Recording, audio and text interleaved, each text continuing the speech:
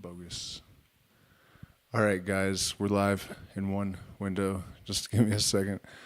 I got something hilarious for you. I mean, I don't really know if it's that funny or not. I don't know. We'll see, man. We'll see. There's so many of them. I generated all of these AI videos telling the story. Actually, you know what? Let's go ahead and start there and frame this prediction of the future that AI has informed us is probably Puffy Combs' fate. I don't know why it is, you guys, that I cannot put this stuff in the vertical output. That is weird. I don't know why. It should have them both the same, right? But it doesn't. Okay, so let's get into this real quick. I have one set up already. Yep. So this is the future, you guys. P. Diddy sits in the sand on Epstein's island, crying and handcuffed behind his back. A group of children surrounds him, pointing and laughing. The narrator describes how Puffy is an informant, a child predator, and a murderer. Flashback to P. Diddy at Neverland Ranch with Michael Jackson. P. Diddy puts fentanyl in Michael Jackson's milk. Michael Jackson drinks it, sings his classic He-Hoo Chimon-Na, and comically drops dead, a rose growing from his mouth. P. Diddy grows devil horns, gives a demonic laugh. Fast forward to P. Diddy walking into a prison cell, greeted by a large black man named Malik, who says, "Welcome home, little girl, remember me." Cut to P. Diddy in drag, wearing lipstick and excessive makeup, sitting on Malik's lap in jail. Okay, so there's part one. Here, let's let's try one more of these. I don't really know which one's which. The unseen side of P. Diddy, the dark side of P. Diddy, a shocking revelation. Let's see, breaking chains, P. Diddy's bold statement.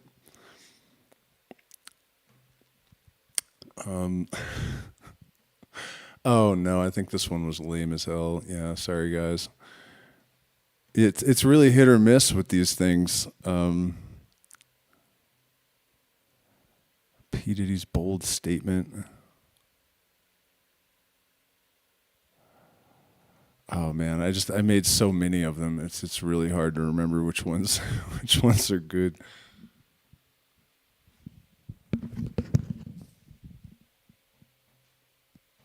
In a world where the sun shines a little less brightly, Sean Combs, better known as P. Diddy, sits forlornly on a sandy beach. His eyes, usually sparkling with mischief, are now filled with tears, a spectacle that no one ever thought they'd witness. Now, let's take a step back. How did we get here? A few years ago, P. Diddy was at the Neverland Ranch, the legendary home of the king of pop, Michael Jackson. Dressed in his typical flashy attire, Michael was a sight to behold. Unbeknownst to him, P. Diddy was about to set a catastrophic chain of events into motion. With a wicked glint in his eyes, he slipped something into Michael's favorite drink, milk. As Michael took a sip, he belted out his iconic He-Hoo Chimon-Na before dropping dead, a single rose blooming from his mouth in a surreal twist of fate. As Michael fell, P. Diddy's laughter echoed throughout the room, and the air grew chillingly cold. It was a scene straight out of a gothic horror movie, with P. Diddy as the villain. Scene script, fast forward to a grim prison cell where a towering figure named Malik awaited P. Diddy's arrival. Malik, with a smile that could curdle milk, welcomed P. Diddy with a chilling, "Welcome home, little girl, remember me." And so began P. Diddy's life behind bars, a far cry from the glitz and glamour he was used to. In a final, bizarre twist, we see P. Diddy in drag, lipstick and all. Sitting on Malik's lap, he looked a world away from the hip-hop mogul we all knew. In the end, the image of P. Diddy, once a symbol of success and power, is now a chilling reminder. Oh, it sounds like we have had a crash somewhere. Nope, that's working. So the AI program crashed.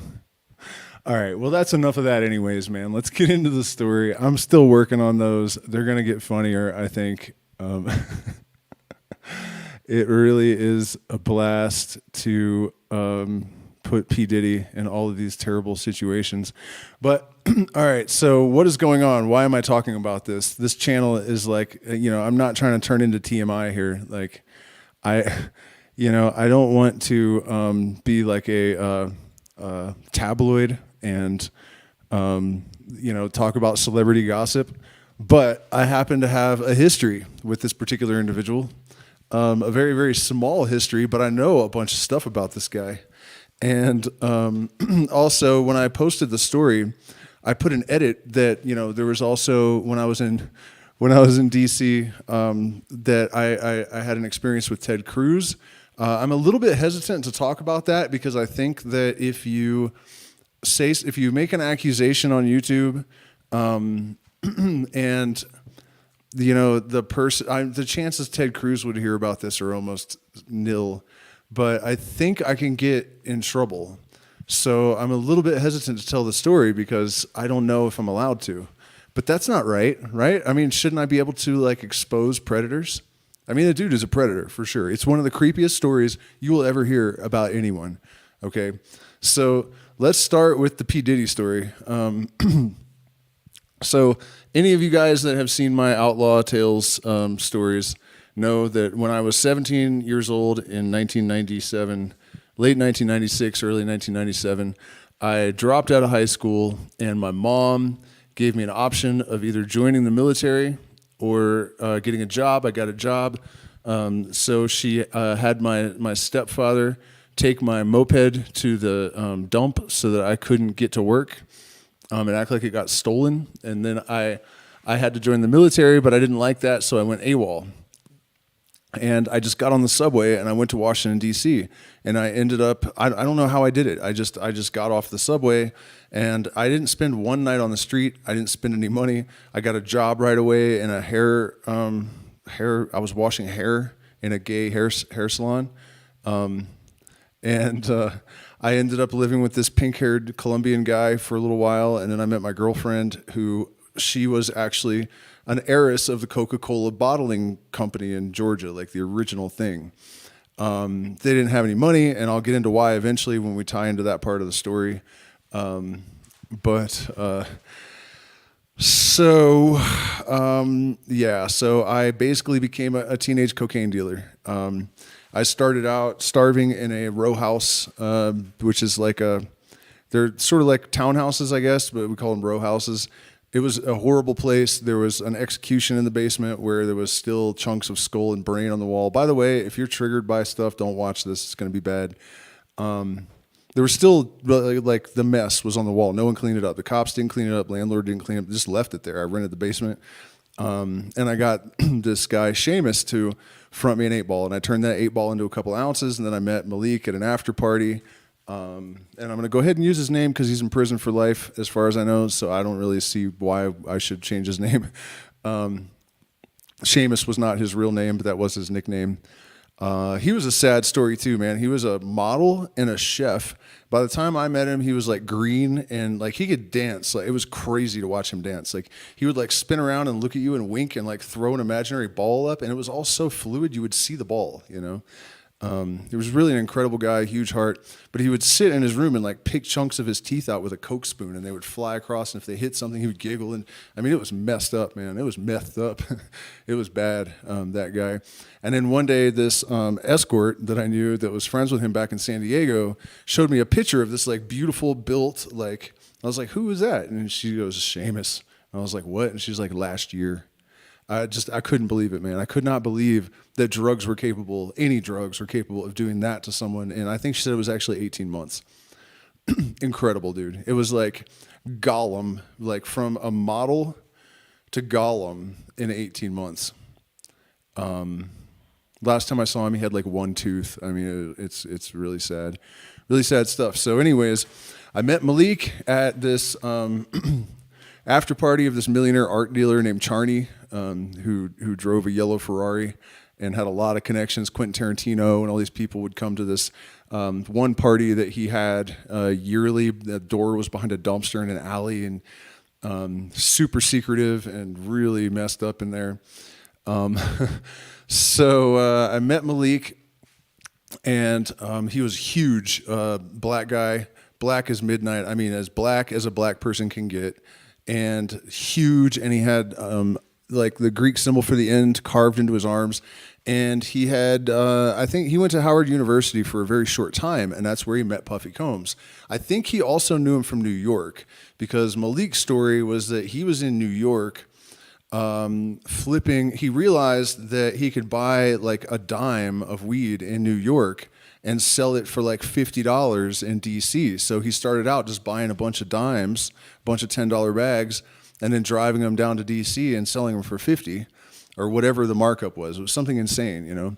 And so then he graduated to cocaine, and by the time I knew him, he was driving rental cars that you could rent from these rental agencies that catered to ambassadors and stuff. So they had like bulletproof glass and, you know, dark tints and like hidden compartments or whatever. I mean, like James Bond cars for, you know, diplomats for their protection and whatnot. You know, he had a different rental car every single time I saw him, so the police would never figure out what he was driving. He told me at one point that when he went to New York to get the cocaine, he would have a cooler full of orange juice in the car with him, because apparently orange juice completely destroys the cocaine molecule. So if he got lit up, he would just open up the cooler, throw the kilo in there, the orange juice would dissolve it completely. So it's not like you could even test the orange juice and it would have cocaine in it. The citric acid completely destroys it. So at least that was his story, that citric acid destroys the cocaine. It was probably true. So he shows up at my house one day. I'm 17 years old, and in the first 2 or 3 times I saw him, like he always had someone standing beside him when I opened the door. Like he always had at least one person. And in the very early days, it was a guy named Puffy Combs. And, you know, like I said, I only met this guy a couple of times, and I do remember them though talking about how like Puffy's going into the studio in a few weeks, and then he just disappeared. And the reason is that he recorded that song, "You Can't Hold Me Down" or whatever it was, and that was it. He was already involved with a record label, I think, and he had like some pretty big acts that he was working with, but nobody knew who he was yet. And so right after he disappeared, Malik got busted, and so did a whole bunch of other people that were connected to him. And it was Puffy, according to Malik. He said that it was Puffy's a fucking rat. He got out, and right away, you know, he bailed himself out like that night, which is insane. You're a 22-year-old black man with no job, you know? Like, how are you bailing yourself out with cash and then you're going to plead not guilty to selling drugs? Like, what? You know, the system is obviously that corrupt, because, you know, I didn't see this, but he told me that he just hired like 8 lawyers and rolls up into court like, you know, black as midnight with the way that they would make the tattoos for the gang that he was a part of. This, I mean, it was bigger than a gang, you know. It was like multi-millionaire drug traffickers and gun traffickers and stuff. They weren't like street gang, you know. They would heat up a dull knife, and then they would carve symbol, the Greek symbol for the end, and then when the scar tissue comes in, it's like real big and fat and like embossed. You know, it sticks out a lot. So, and he also, after that, when he got those brands, he had quit doing drugs completely. Which reminds me of another story from when I very first met him, before this bust. That was the first time I was given my N-word pass, and it was like a scene right out of a movie. I didn't like it. You know, 90s, we were super politically correct.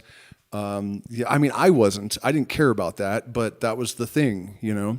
So we're sitting around smoking a blunt with these guys that he has with him. They're all covered in diamonds and gold chains and dreadlocks, and there's like guns on the table and stuff, and like a white Mercedes and a BMW, all these flashy cars outside of my ghetto ass apartment, looking hella bad. I don't know why he brought this whole crew with him, but we're smoking a blunt, and he was just like running his mouth, and I was like, Mal, pass the blunt, man. And he goes, man, really, dude?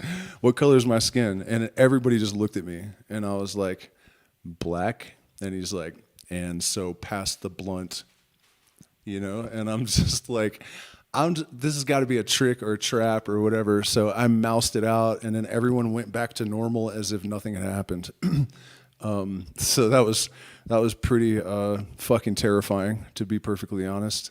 A bunch of crazy things happened with that guy, man. One time he came over, they had a half a kilo he brought me, and they checked their guns, and so there's like I don't know what, like a Tech 9 or something, like leaning on the kitchen, like maybe the counter where it starts, in the like in the corner of the wall. So very visible from the front door, and all those cars that I was talking about are outside, and there's like money on the table and pistol, and a bunch of huge black dudes covered in jewelry, and like, there's a knock at the door. I had no idea my mom found out where I live.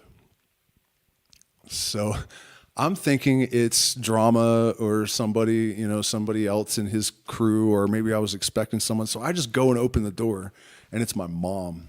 And she just walks in the apartment and like looks around, and they were hella respectful to her and stuff. You know what I mean? How's it going, ma'am? And like hella turned white, like they all just blanched and started acting like like totally dropped the like gangster lingo. It was really nice of them, but it didn't help much. It didn't help much. So, anyways, yeah, I mean that's really the extent of it. Other than later on, Mal told me that Puffy's nickname actually came from when he was in Howard University. He played on the football team, and what's going on, man? He played on the football team, and he would puff his chest out because he was really little, and people called him Puffy. So he retained that moniker when he became a hip hop star, because Snoop Dogg and Cypress Hill, the late '90s acts like that were all about weed, and so he thought people would just make it a pot reference, and eventually he dropped it, I think, because he actually got it from being bullied.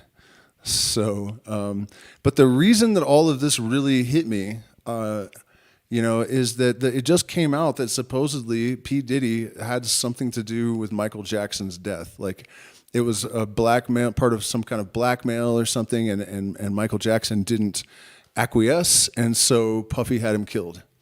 And it hit me that I had met the guy that killed Michael Jackson, that ordered the hit that killed Michael Jackson a couple of times, and it just blew my mind.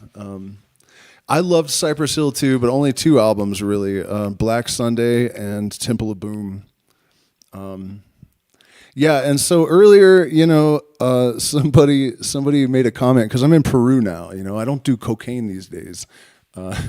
But I did, once upon a time, the first time I was in Peru many years ago. I had to try it, and it was garbage compared to Malik's. In fact, I would use a coffee grinder to mix it, to cut it, and the rule that I was first taught was 20%, no more than 20%, and we always used inositol, which is heavier than cocaine, and it's like a B vitamin. So you could use less of it to get more weight, and it was water soluble, and it didn't mess your nose up, and you didn't even notice it. Tasteless, odorless, the perfect thing. So you'd grind it in this coffee grinder, and then when you took the lid off, this mist of like pure, like really finely granulated cocaine would float up out of it, and you could put your face over it and inhale it. And the first time I did that, I thought I was going to die. With that particular, with Malik's coke, I couldn't feel my legs below the knee. Like my hair felt like it was standing on end. My heart was beating out of my chest. I was pouring sweat. It didn't make any sense. It's not supposed to ever be that strong. So, and on another occasion, he brought some over, and I did a big fat line of it. and my heart was beating so hard that I got scared, and I went and drew a hot bath, and I got in the bathtub, and my heart was beating so fast that my body stiffened completely, like as if the blood was pumping so hard that I couldn't bend anything. I just like stiffened, and I'm just like waiting for it to like simmer down. And so I realized that I had to cut it more. So I cut it 50 or face to face, which is equal parts, right? And that's a lot. And then I went out to the club called Cobalt, where 17th and R, where they called it Coke Bolt. Where I always worked because there were no cops. You know, back then it was not, a cop didn't want to be sent to a gay bar. You know, like they just didn't come. There were no undercovers. We didn't have any problems at all. All the gay kids had sugar daddies, so there was just money just raining out of the sky. It was pretty absurd, actually. And so, what was I saying about Coke? Oh yeah, so I went down to the club with this face-to-face cut Coke, and I sell a bag to one gay dude, and he goes into the bathroom, and he comes back out, and he's like, "Honey, you need to go home and cut that shit. You are scaring people." So the first time in my life I've ever had, it was already cut face-to-face. You know, first time in my life, only time in my life, I think I've had someone come and tell me like, "That shit's too strong, get it out of here." You know, so that's just in case that person is watching that was like, I bet it wasn't as good as the stuff in Peru. And it's like, well, you bet wrong, dude. Pretty wild. So here's the thing, you know, that's the whole Puffy story. You know, that's all there is to it. But for some reason, I guess I just started thinking about, you know, DC and all of the stuff that happened there. You know, I mean, I saw a lot of crazy things, man. I saw a drive-by with a 50 caliber Desert Eagle one time outside of a club called Red, which was like this Eurotrash. I mean, it was a cool club. I kind of liked being there, but you know what Eurotrash is? You know, it was bad, crawling with like greasy Eurotrash, and that's actually where I met. So at this time, I was dating the Coca Cola Bottling Company Heiress girl, right? And that's where I met the Pepsi Cola Heiress. First, I met her pimp, Dimitri. But first, I'll tell you what happened with this drive-by. It was a limousine pulled up. There's a guy standing in line. 50 caliber Desert Eagle comes out like a movie, you know, blows a hole in the dude so big that it looked like he had time to look down and realize there was a hole in him the size of a watermelon, and then his rib cage dropped into his waist, and then the whole thing fell over. I mean, it was like some shit out of like Terminator or something, you know. It was just so goddamn surreal. And so yeah, that was that for that guy. And so same club. Dimitri, the first night I went in there, I was on mescaline. It was the first time I'd ever taken mescaline. Seamus had a bunch of little pellets of it, and I took the mescaline, and the club opened at like midnight. So, you know, it was like crazy as hell in there. Everyone was doing all kinds of drugs, and it was just off the chain loony. And so I go in there and I'm tripping balls, and I'm new to DC too. I'm a 17-year-old kid, like straight out of the redneck, you know, Northern Virginia kind of vibe. So this shit is wild to me, you know, and I'm brand new and I'm tripping balls. And then I see Dimitri. Dimitri's like 7 feet tall. I'm not even kidding. Like skinny as a rail, way fucking taller than me. And he is like in drag, but he also has like an Egyptian goddess costume on. And I don't know why I was like, I got to talk to this dude. So I struck up a conversation with him, and he introduced me to this girl who was the Pepsi girl. Little did I know, Dimitri would ultimately become her pimp, and we'll get to why. You know, I mean, think about that. The first girl, the Coca Cola girl, she wasn't really that direct, like, and her dad was a lawyer to John F. Kennedy when he was in office, and I guess he had a ton of money, but he got two things happened. The CIA was trying to kill him because since he was Kennedy's lawyer, he knew stuff that he shouldn't know. And so according to the whole family, I mean, I was not there, but one night they were just sitting at dinner, and bullets started hitting the dinner table from like outside, and it wasn't a ghetto. Obviously, it wasn't like a ghetto neighborhood or anything, and that was their theory, that it was an attempted assassination because of his connection to the Kennedy, the John F. Kennedy. So, you know, it was a pretty shady family. Coca Cola, and then Kennedy's lawyer, and that whole thing. This is so wild that I managed to do that, though. You know, hook up with the Pepsi girl, and so the reason I'm kind of stammering right now, though, is that there was something happened with Senator Ted Cruz, and I tried to check on Google and see if I can get any trouble for talking about this. I cannot afford to get deleted or even to get a strike. So I'm really hesitant. I think it almost should be like a secret stream thing or something. Maybe in my Discord we could talk about it or something. I think I'm going to do it, though. I'm just going to make a caveat of sorts, because people need to know this, man. I see that guy on, you know, he's talking to Congress, and he's like, "Are these pedophiles? We need to put them all in prison, and we got to get all these, you know, fucking people that are on the internet chasing kids around. Facebook is fucking up, letting them all chase the kids." And I'm like, bro, you and I both know, dude. You and I both know. So one night, Splash was like schizophrenic, maybe a little bit or so. I don't know. He was definitely crazy. Like he had been in a nut house. This is the Coca Cola girl's brother. He had been in a nut house for sure. He had like beat up 5 orderlies while sedated and shit. Like, he was scary. He was way bigger than me too. Like huge muscles and just completely insane. He was armed. He had a gun too on him. He went off in the house one time because he's an idiot. He was cleaning it. I'm sitting there playing PlayStation. Bullet whizzes by my face and hits the wall. What the fuck, Splash?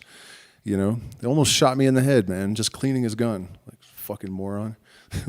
But so, anyways, me and him are out, and we run into this beady-eyed little dude with like black hair and it's like greased back, like he's from Texas or something, you know, Southern accent, and he's in a gay bar. Republican, conservative, fucking shitbag. So yeah, we meet him, and he's like, hey, I want another, half gram or gram or something small, and but I don't have my ATM card. It's at home. Will you guys come to my apartment with me? I'll pay you a little bit extra for the trouble, and I'll pay for the taxi and shit. And we're like, yeah, no problem. So we go to his house, and we this was like almost a year after I got there. It was like 1998, early 1998, and I did check. Senator Ted Cruz arrived in Washington, D.C. to work for Shrub in 1998, right on the nose, and on Capitol Hill. And guess what you could see right out the front window of Mr. Cruz's apartment? The Capitol building was right there.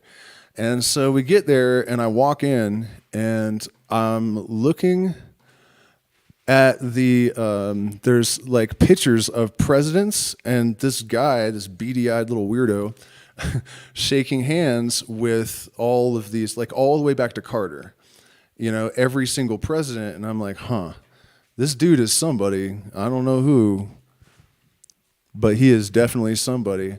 Well, I can't change the name of Senator Ted Cruz. That blows the whole story. What am I going to do? And so my caveat, though, is this. It was 2016 is when I figured out who he was. So this is 1998. So that's well over 20 years. Or what is that, 18 years? Yeah, almost 20 years. So, 18 years. So I don't know who he is, but I know he's somebody. And Splash and I kind of look at each other like, this is weird, And so we start blowing rails with this dude, And then I'm like, at one point, are you going to go to the ATM? And he's like, well, hold on. I want to ask you guys something. I'll pay you $200 to take off your clothes. And we're kind of taken aback a little bit, but we're like, well, we did meet dude at a gay bar, So we just kind of look at each other, and I'm thinking like, he's 6'4", batshit crazy, and he has a gun. Like, I'm 6'1.5" and 200 pounds. Like, I don't really think I care if I'm like, so wait, you're not going to touch us. You just want us to take our clothes off for a second, and then we can put them back on, and you'll pay us each $200? And he's like, yeah. Then I was like, all right. And remember, we're minors, technically. Both of us were the same age. So we did it. And as soon as I dropped my drawers, that dude looked at my junk and got this like hungry, like almost like entranced look on his face. And he reached for my junk, and I'm like, all right, bro, game over. Like, you're going to go to the ICU. You need to chill. Best case scenario. So let's go ahead and not do that, and we'll put our clothes on, and you need to go to the ATM and get the money to pay us, and we need to leave. And he's like, okay, but hold on a second. I just got a question for you. Do you know where I can find any little boys, like young boys? And I'm like, bro, I'm a 17-year-old cocaine dealer. What do you think I got, like, kids in the trunk of the taxi or something? Like, what are you talking about? What are you talking about? Go to the ATM now, or you're gonna have problems, So he went to the ATM, came back, paid us, we bounced. We're like, man, dude, what a fucking, we almost just, like, once we got paid, Splash was like, man, let's just fucking put this guy in the ground. And I was like, no, dude. Look at these pictures, we gotta go. Splash wanted to just, he would have too. He would have for sure. I think somebody touched him when he was younger. I think he told me that, and he was not, he was ready to end that dude's political career. And so years and years and years go by, right? Trump is running against Cruz, and I never watch TV, you guys. I never, ever fucking watch TV, ever. The weird thing is, though, that every single time I do, something that is connected to me comes on. If I do turn it on, it's something like I knew this guy, Golden Light Eagle, right? This Sundance, Lakota Sundance chief that like gave this talk about the star tribes, like aliens and stuff. Only time in like years I turned on the TV, there he is on the Discovery Channel or History Channel or whatever Ancient Aliens was on with like this bar that supposedly, you know what I mean? Shit like that. Every single time I turn on a TV, there's a reason. And so for some reason, I don't know if I might have been out in public, and one of those Duck Dynasty guys who just unliked the stream. Somebody else hit the like button to make up for this douchery. I mean, the audacity to actually unlike the stream. Can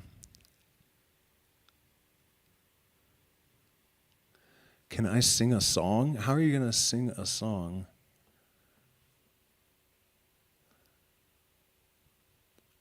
No way Diddy would not recognize me. No way, dude. I don't think so. I don't think so. I don't know if I would have recognized him, really, if Malik hadn't, talked about it. I don't know that I would have really, I guess I would have known a Puffy that, I don't know. He looked a lot different then. He dressed a hell of a lot different too, getting really, really rich changes stuff.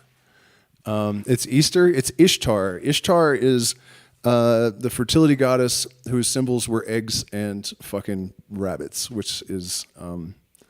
Oh, by the way, speaking of synchronicities, one of you guys, it was crazy today. I was thinking about this stream, and I was like, man...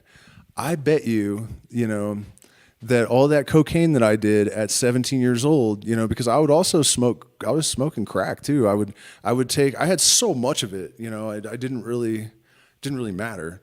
So I would throw a bunch in a frying pan instead of a spoon with a half a box of baking soda or whatever, and make a big crack pancake. I'd wake up at 8:00 at night and go out to the clubs and work all night. And that was my breakfast. And I was thinking, man, I bet the fact that I've had a low sex drive since I was about, that age, and all these other weird things, and I was just thinking about how much I must have damaged my brain.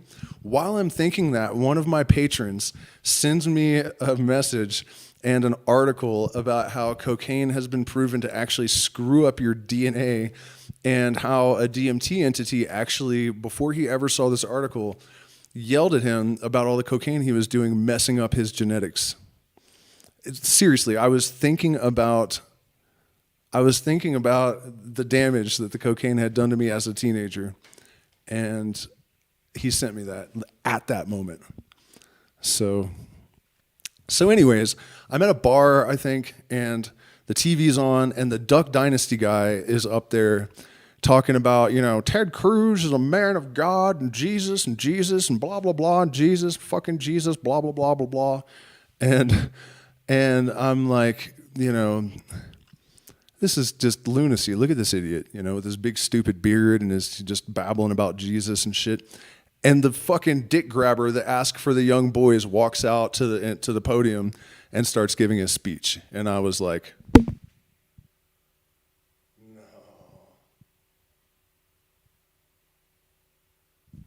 Running for president on a Christian fundamentalist fucking conservative Republican ticket. Isn't that special? So I'm like, what the fuck do I do? Because like, I got to do something. So I hear Donald Trump saying like, fuck Ted Cruz, he's a piece of shit, or whatever, whatever he was saying, whatever he's saying. The left is furious, believe me. I got to get out of here. Joe Biden's trying to triangulate my position. Whatever, fucking Putin. I got 5 words for you, Putin. What was it? Never made it as a wise man. Anyways, so I'm like, bingo, and I start emailing Trump's people, his I don't know, his management and whoever I could, saying, hey man, I have this story and there is another witness. I'm not really sure how to track him down at this point. He could be anywhere, but I tried. I blew up Trump because I just didn't, what else are you going to do? And the thing is, I have no proof. And, I also have to admit that I did not see his ID. I did, it was 18 years later when I saw this Duck Dynasty guy, but the accent, the hair, the beady little eyes, the fact that like this guy on Capitol Hill in that apartment obviously was not a small fish. He was somebody that had some serious connections. I mean, I am 99% sure that my ID is correct, that's who that was. So that's that story. And then somebody else asked me, it's Easter. That's probably why I got a dislike. Oh, from the Ishtar thing? Yeah, well, you guys know how I feel about Jesus. I had to block one of my subscribers' moms today because I guess she's been spying on me, which is kind of scary to think that like sometimes my subscribers' parents will watch me to see like what kind of, and I'm totally unfiltered. I don't care, I'll say anything. If I think it's worth saying, it doesn't matter how offensive it is. I really don't care. Clearly. So, yep, I had to block somebody's mom. I had to block her on TikTok a couple months ago. Oh man. So yeah, and for those of you that don't know me, I'm not, this was a long time ago. I have nothing to do with any of this kind of stuff anymore for many, many years. But people asked me for biography at one point, and I was like, well, I guess so.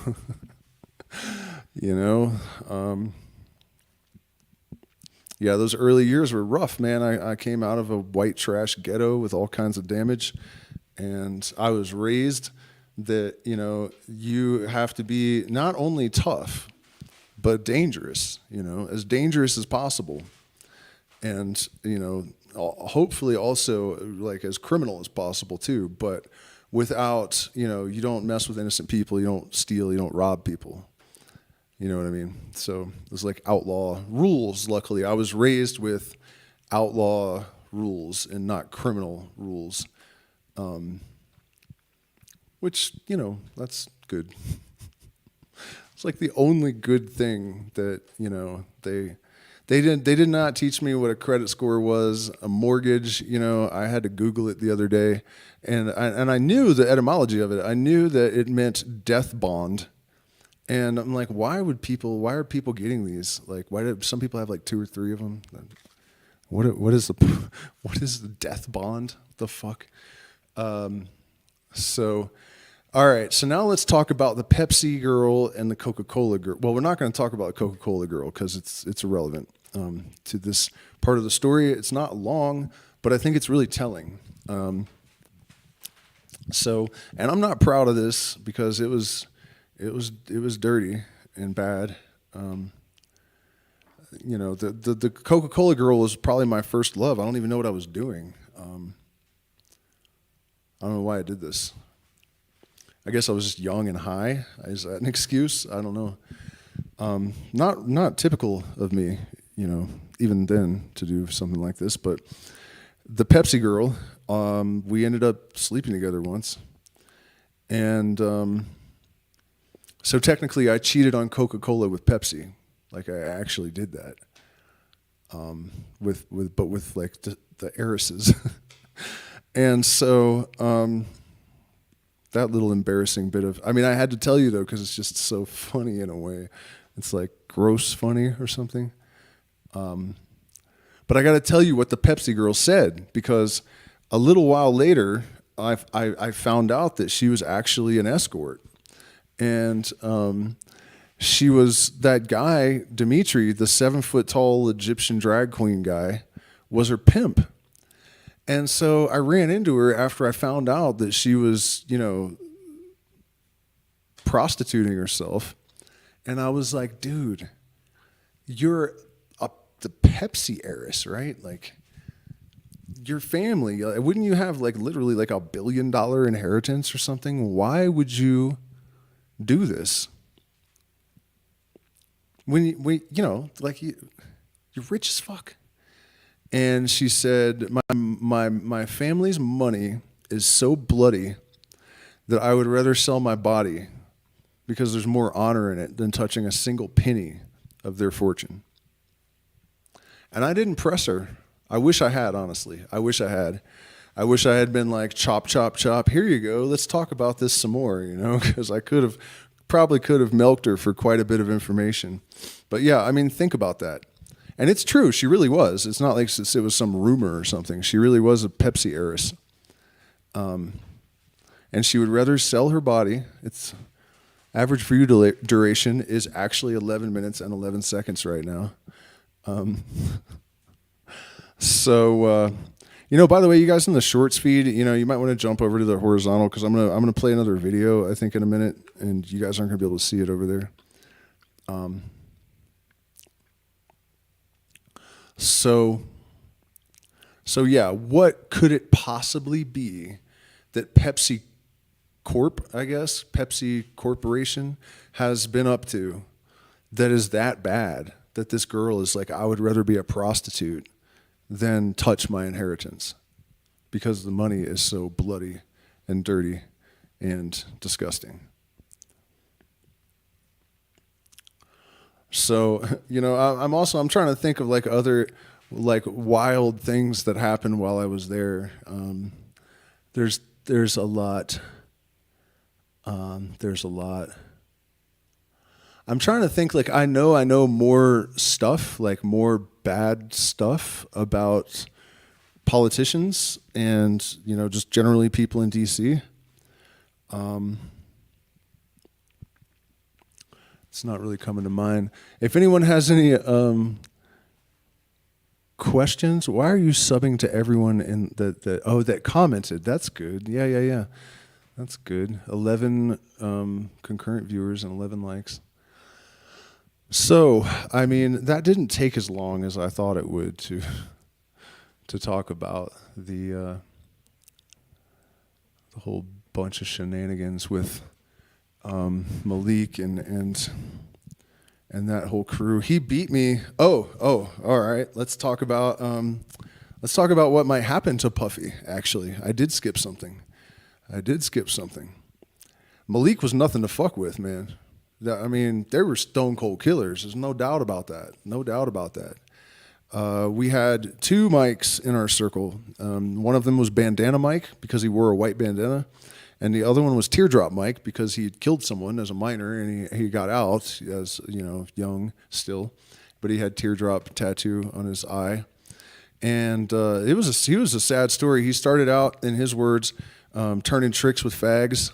And then he said he realized when he was real young, his mom was a prostitute and his dad was a pimp. And he was big. And he said he started out turning tricks with fags, his words. He probably put it even worse than that, really. I think I remember what he actually said. And so he said when he got to be about 14, 15, he realized he was big and that he could rob them. So he stopped turning tricks and started robbing the tricks. And then he became a stick-up kid, and then he killed somebody. And then he was only 16 or something, so he got out when he was 19 or 20. And I think there were circumstances that also made the sentence, I think it was like the other person was shady somehow too, so it wasn't so bad. But anyways, so there was the Teardrop Mike and Bandana Mike, and they had these names just to distinguish which Mike we're talking about. And so Teardrop owed Mal for like a quarter kilo, I think. And Mal, he went to Bandana Mike's girlfriend's house put a gun in her mom's face, got the information in her mom's face, got the information for where Bandana had run off to, and he went to Colorado. Like I remember he came over and he dumped an extra big pile on me because he's like, I'm going to be gone for a minute. I got to go to Colorado. And when he came back, he walks in my living room into the kitchen, which was kind of in the living room, and he throws a blood red bandana on the counter. So Bandana Mike is no longer with us, and he went all the way to Colorado to find him. So let's rewind back to when Puff Sean Combs ratted out Malik and all of his people. How he got away without ever getting killed is kind of beyond me, except that Mal got busted again. And I don't know if maybe he never got out of jail or, there were a bunch of charges. I think there were some violent charges. So that may have saved Sean Combs' life. But here's the thing. That kind of shit doesn't go away. If he ends up in prison, people are going to know about this. People are going to know. And I don't know if he still lives in New York, but I'm pretty sure Malik caught his charges in New York.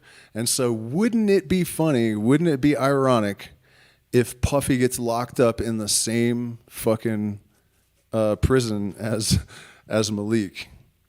I mean, he was a bad man. He was huge.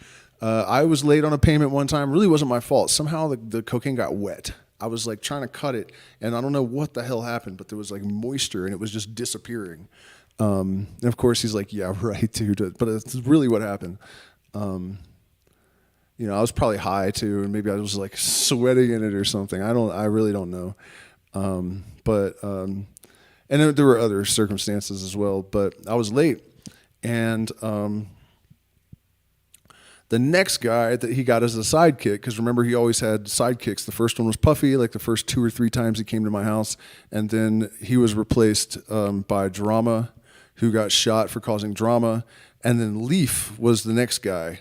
And Leaf, it's funny because Puffy had a fake pot name. It wasn't really related to pot, but that's like kind of what he let people think. And so the last guy also had like a fake pot name because no one smokes leaf. I don't know. It was just funny that it went full circle back to this like fake pot name. But I called Leaf because I needed weed for someone. And it was stupid of me because I should have known, like, Mal's mad at me right now. I shouldn't be calling his sidekick to come and bring me weed. But I did. And I even saw him. He was like leaning up against the like, beside the door. So he thought I couldn't see him out of out of the peephole because he was going to ambush me or whatever. I mean, he did for sure. But, I saw Leaf and I was like, God, I need the weed. And I didn't really think Mal was I didn't think he was that mad. So I opened the door and Mal comes in swinging with this Louisville Slugger. It was a little miniature Louisville Slugger. And he hit me in the stomach with it, which hurt like hell. And then he hit me in the side of the head right across the temple.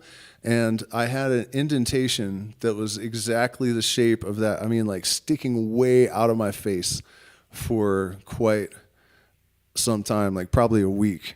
It looked like a half pipe. So, and then he grabs me with one hand and puts me on my ceiling. And he's like basically explained the terms of my continued existence to me and dropped me and left,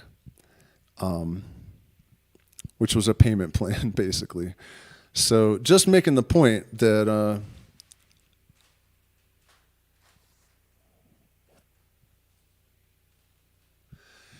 yeah, well, we have the sister channel. The sister channel is my good friend Athena, and yeah, I mean, we're trying to get things monetized since I cannot monetize anything in my name. We're putting maybe some shorts from my channel, and we did an interview, but the YouTube deleted her other channel. So this is the second sister channel that we have created to try to monetize. By the way, you guys, I think I'm going to do some like AI instructional videos for my patrons only. So if you're into that, I mean, there's a little bit of a learning curve, and a lot of the programs are actually stupid. Like the one that I made these puffy videos with today is not really. I mean, the first video I made was decent. It was pretty funny, but then after that, it was a train wreck. So yeah, if Puffy gets sent to prison, people know that he's an informant, that he was an informant before he got famous, like right before it was like literally like, I don't even know how this happened exactly because he got busted and then he was famous. Like, it wasn't more than 2 months later or something. And there's no, like, I've never heard, and it's not in his Wikipedia, there's no record of it online anywhere. He definitely didn't do any jail time. But I know for sure, 100%, that he got busted. And, I can't prove that Malik was telling the truth, that he really ratted him and all the rest of his crew out. But I believe him. I definitely believe him for what it's worth. And then they say he killed Michael Jackson, dude. That's just the craziest shit ever, Like, this world is so out of control and so weird at this point that I almost just can't even handle being here anymore, It's like, I don't know why the world keeps turning around and around, but I wish it would stop and let me off. I've had it. But actually, it's not really true because I have discovered some remarkable things right around me. Good morning, Johan. He says good morning to me every single day, almost without fail. And we are going to get back to our regular metaphysical content directly. But when this story hit about the raid and stuff, and I just started thinking about it, I was like, man, I got to talk about this because it's just too wild. And so anyways, yeah, walking up the road behind my house the other day, it's incredible. There's giant, Andean peaks and all kinds of, there's wild passion flowers, incredible looking flowers with a fruit called tumbo that grows off on the vine. It's like a passion fruit. It is a passion fruit, but they call it tumbo. And, the sauca berries that are just absolutely incredible. They make a yogurt with them that's just mind-blowingly good. So, and then there's ruins everywhere back there. And then yesterday, I guess? Yeah, it was yesterday already. Oh, yesterday already.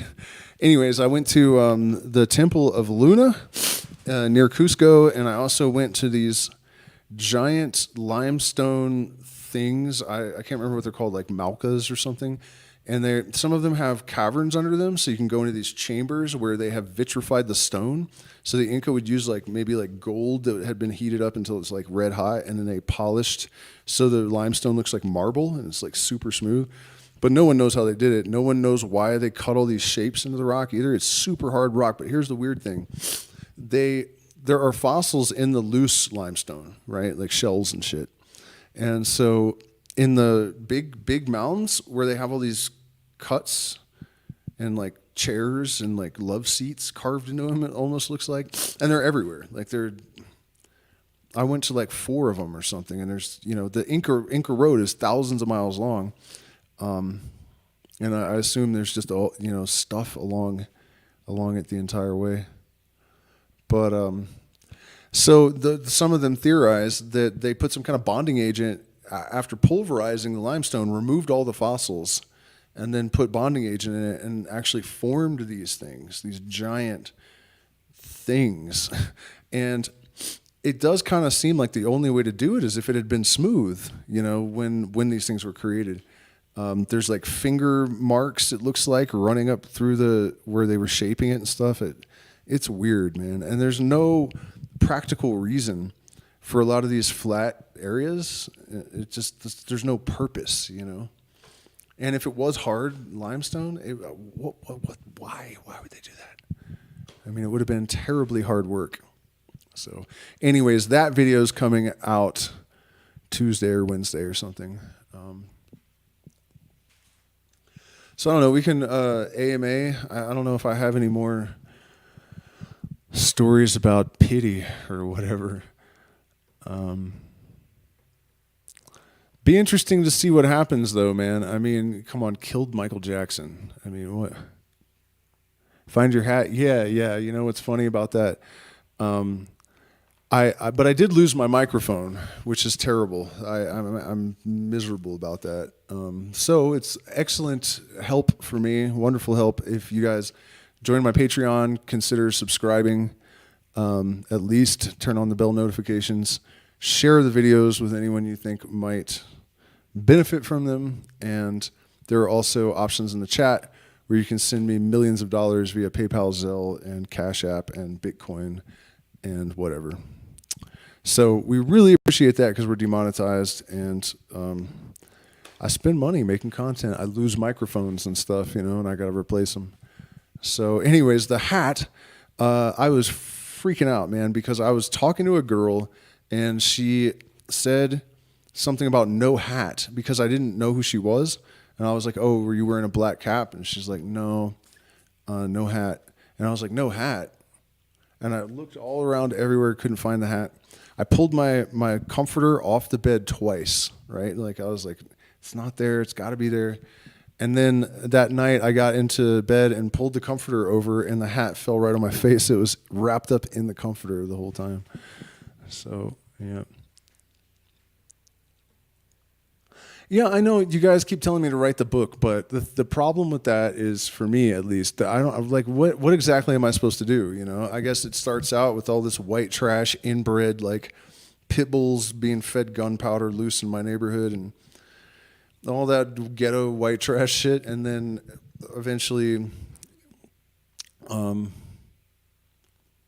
resolves in this sort of learning ritual magic and shamanism in the jungles and mountains. I mean, I guess, because that's what I don't know. I don't understand what people are telling me to do. Should I write about the metaphysics and the occult stuff and hermeticism and all that, or biographical, or somehow manage to do both at the same time? That's the problem, I guess, is me trying to wrap my head around what is it that you're telling me to write about, and what format. And what I've noticed is that I can be talking about any of these things and people will say you need to write a book. So I guess maybe I need to write a few books. I don't really know. You guys let me know what you think is the best course of action. It's not that they're necessarily young enough to have their moms watching. It's just that Flezick is saying, I'm surprised you have viewers young enough that their moms are watching. The mom, I think, is a little bit maybe overprotective in this case, and maybe a little bit nutty too. Sorry. For talking about your mom that way, but I think that my interactions, I've interacted with this woman, actually.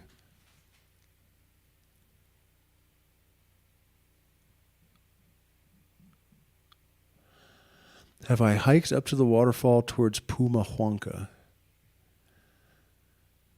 Do you mean?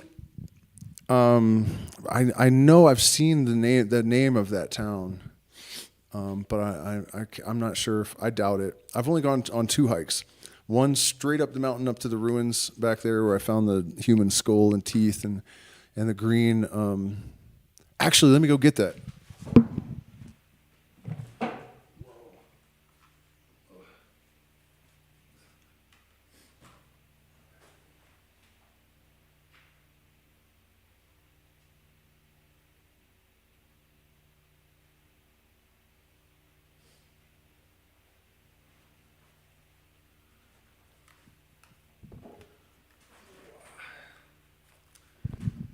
And I'm pretty sure that I can find better specimens. Here, let me see if I can turn the lights a little bit and get this to show.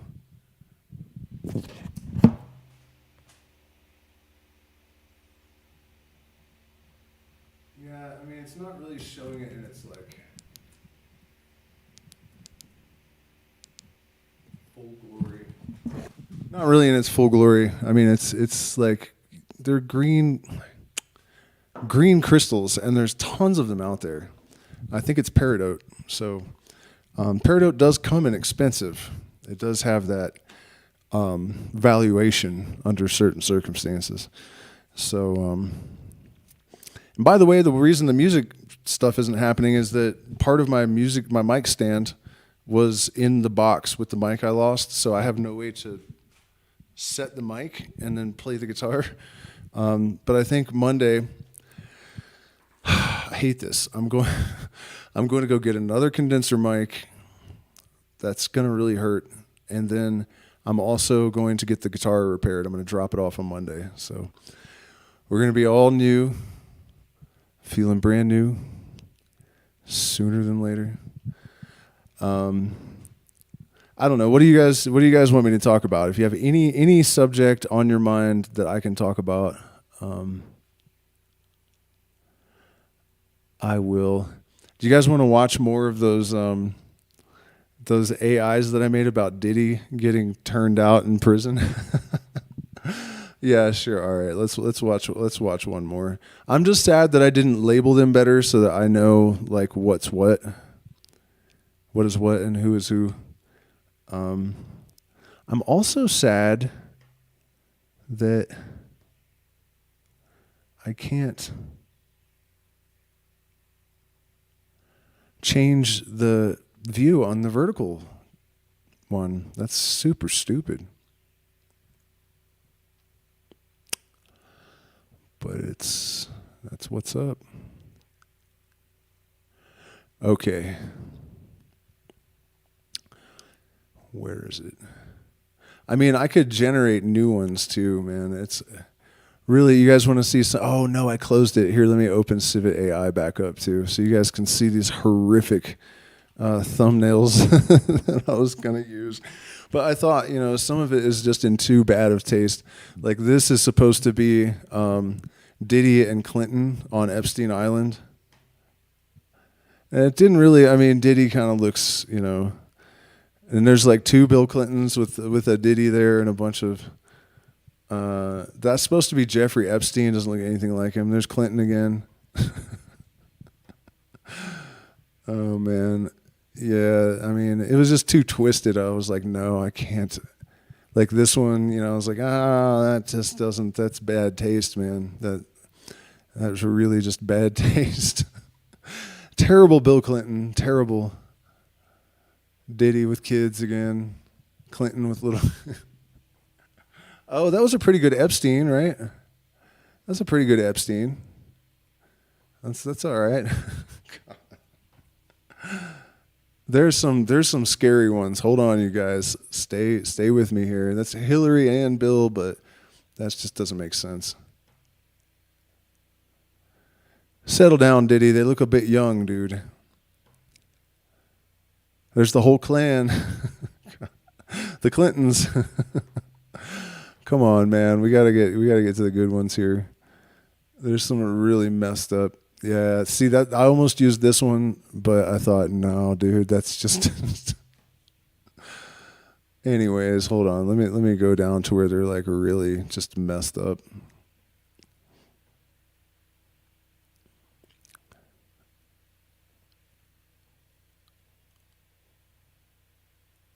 There's one where Clinton is a cop, and for some reason he's arresting Diddy.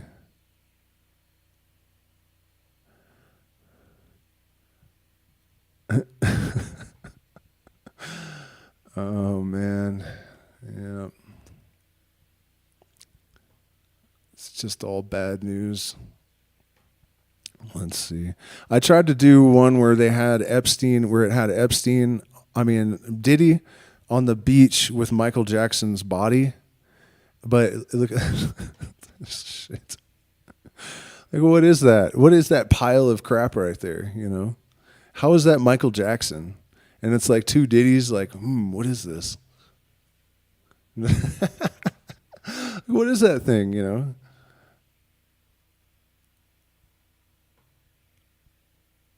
Yeah, a Diddy with Michael Jackson's body. It's just some weird lump of flesh, and one of his legs is like 6 feet long. I mean, yeah, dude. AI is just such a bizarre. Like, what is going on here? Look at this mess. What is that? It was supposed to be P. Diddy getting arrested and Michael Jackson's body. So it like made a combination of P. Diddy in chains and a dead Michael Jackson, I think. I don't know, man. Like, what is that thing, you know? Where does it even come up with this crap? Why is Diddy a cop in this one? Like, what is this? All right, so let's find my I can't remember the name of the site. What's it called, you guys? Do you remember? In video.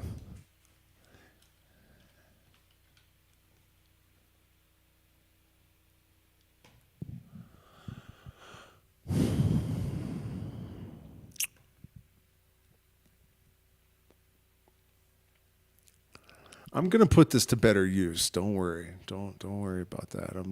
We're not doing the TMI shit anymore after tonight. All right, so here's my stuff I've made.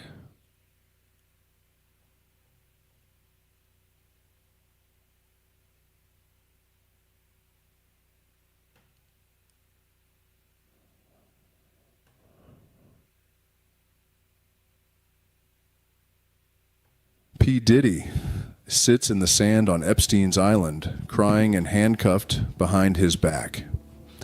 A group of children surrounds him, pointing and laughing. The narrator describes how Puffy is an informant, a child predator, and a murderer. Flashback to P. Diddy at Neverland Ranch with Michael Jackson. P. Diddy puts fentanyl. P. Diddy puts fentanyl. Oh, it's still creating these. Oh my gosh. There's more coming, you guys. Maybe if they don't have an actual title, they're not finished. Oh yeah, here we go. Ever pondered on the boundaries of artistic expression? How far can an artist go to challenge societal norms? Picture this, P. Diddy, the hip-hop mogul, sitting in drag in the lap of a large, imposing man in a prison cell. A scene that is far removed from the glitz and glamour we associate him with. P. Diddy, born Sean... By the way, I did not write these scripts, and that is not my voice. It's a clone. Sean Combs has always been known for his flamboyant persona and his ability to push the envelope. But this takes us to a whole new level of audacity. Here he is, in a jail cell, far away from the luxurious life he's accustomed to. The man he's with is Malik, a fellow inmate. The scene is surreal, almost dreamlike. The air is thick with tension, the atmosphere heavy with unspoken words. Malik, the large man, leans in, whispering to P. Diddy, "Be a sweet girl and take care of Daddy." The words hang in the air, a stark contrast to the hard, cold reality of the prison cell. There's a moment of silence before P. Diddy responds, his voice barely above a whisper. "I love you, Daddy. I am your little girl now." It's an unexpected yet profound declaration, a testament to his willingness to embrace a new, unfamiliar role. So, what does this mean? Is P. Diddy trying to shock us with his audacity, or is he attempting to challenge our perception of gender roles and identities? Perhaps he's presenting a critique of the prison system or the societal expectations placed on individuals. Whatever the interpretation, one thing is clear. P. Diddy is not afraid to push boundaries and challenge norms. This scene, as jarring as it may seem, is a testament to his willingness to go beyond the conventional and explore the depths of human experience. In the grand scheme of things, this story serves as a reminder that art, including music, has the power to question, provoke, and inspire. It's a testament to the transformative power of artistic expression and a call to us all to question our assumptions and explore the boundaries of our own understanding. So next time you find yourself humming along to a P. Diddy track, remember this moment. Remember the courage it took to challenge societal norms. And remember that art in its many forms has the power to change perspectives and inspire conversations. Wow. Oh my God. There's some really, really... Oh, the unseen side of fame, P. Diddy's island incident. Oh man, I wonder what happened here.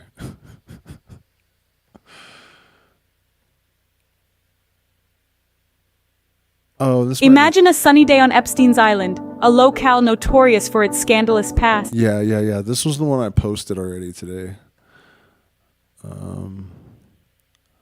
So that means... Did we watch this one? I'm sorry, guys. I don't have this better organized. Welcome to a world where boundaries are pushed, where images are redefined, and where the unexpected becomes the norm. Let's take a journey into the realm of P. Diddy, the hip-hop mogul known for his audacious moves and unorthodox choices. In a surprising twist, Diddy, dressed in drag, is seen in the confines of a prison cell, perched on the lap of a formidable figure, a man named Malik. This unusual tableau unfolds a story that's both compelling and unsettling. In this realm, the strong become vulnerable. Diddy pleads for gentleness, a stark contrast to his usual bravado. His declaration of love and submission to Malik adds another layer to this extraordinary narrative. This is a world where Diddy is no longer the hip-hop mogul we know, but a character in a story that challenges our perceptions. As the loop continues, we are left to ponder on the transformation of a man and the power of a narrative that refuses to be defined by the ordinary. So, welcome to a world where the unexpected is the only constant, where boundaries are blurred and stories are as multifaceted as the people who live them. Welcome to the world of P. Diddy. Oh my God, that was awful. Oh man, yeah, this is what I did all day today. All day. Oh my gosh, it's still generating. Man, there were some really good ones. I'm kind of annoyed that I can't figure out where they are.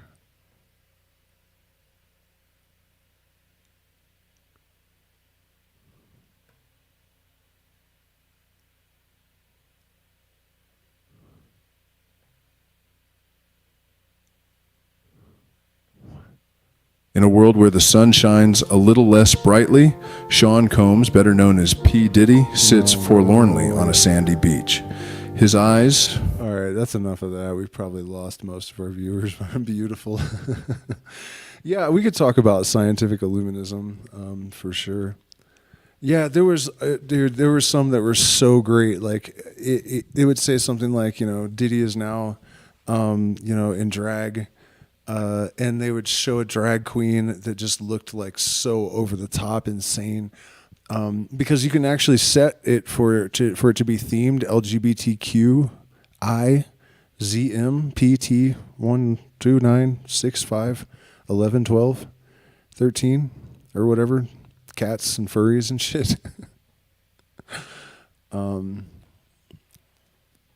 Scientific illuminism. What can I say about scientific illuminism? I mean, hey, where did I go? Okay, there I am. Scientific illuminism is basically the idea that one should navigate your spiritual, metaphysical, ontological, epistemological, all of that stuff with the same set of rules and techniques and protocols that you would use to navigate your regular life. So you do not abandon reason. You do not abandon skepticism. You do not abandon, common sense.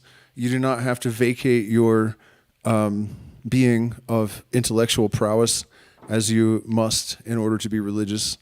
And I'm not exaggerating. It really is a requirement that you accept some level of mindlessness in order to accept any religious belief. And so in scientific illuminism, there is certainty and not faith. You are looking, there are some things that we have to kind of take for granted. Certain precedents that you have to start somewhere. You have to operate under some kind of assumption. But there's a method to the madness, right? Like when we see in all of these ancient scriptures the idea that the ultimate reality is actually nothingness, right? If you look in Aleister Crowley's Book of Lies, the whole thing is really about how there's nothing there. The Buddha talked about that, the real nature of reality and ourselves is emptiness, and there's lots of those kind of indications. And so we have discovered with modern physics that matter is mostly empty space. And in fact, the more you zoom in, the bigger the nothingness gets. So we're able to validate these older ideas. And then that also validates the idea that we do possibly have access to information through non-ordinary means. There's quite a lot of this, actually. And so that's what we look for. The Kabbalah has this idea of the light coming down and filtering through these different spheres and then crystallizing in matter. And then the matter returns to the light, redintegration back into source. And that is now called quantum loop theory. So we have these parallels that can be established. Another technique of scientific illuminism is to look all around the world for things that are ubiquitous. So when you have an ayahuasca ceremony, when you have a lesser banishing ritual of the pentagram, when you are, Wiccan, which is a fake religion too, but, anywhere you look, Native Americans, circle, circle, circle, everywhere circle. If you're going to have a ritual, you're going to have a ceremony, you're going to do it in a circle. And within the perimeter of a circle, that's where the magician or the shaman manages the energy. And then all of the stuff on the outside is sort of repelled by the will of the magician and the geometry of the circle. And then the four directions are almost always acknowledged in some form or another in every ceremony, in every culture that I'm aware of. Well, that's not quite exactly true. It's like more where there's sort of like a shamanic element. And a lot of people say that white people don't have a shamanic tradition, but that's absolute bullshit. And it's not just bullshit on one level, it's bullshit on all kinds of levels, because the Western mysteries there are European lineages, Greek lineages. I guess Greeks are Latin, so they're not exactly white, but you know what I mean? There's a Western tradition of shamanism because the mysteries always did employ entheogenic plants in different combinations.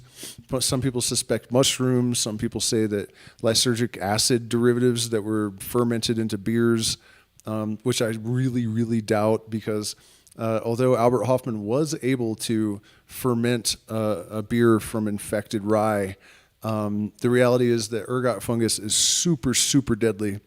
And it causes LSD-like hallucinations for sure, because there are all sorts of lysergic acid, diethylamide type compounds rolling around in that nasty little brown fungus. $20,000 an ounce last time I checked, which was 20 years ago, so pricey. But yeah, it causes gangrene-like symptoms, or kind of similar to if you were to eat mercury. Mercury actually kind of has LSD-like symptoms, but then you die.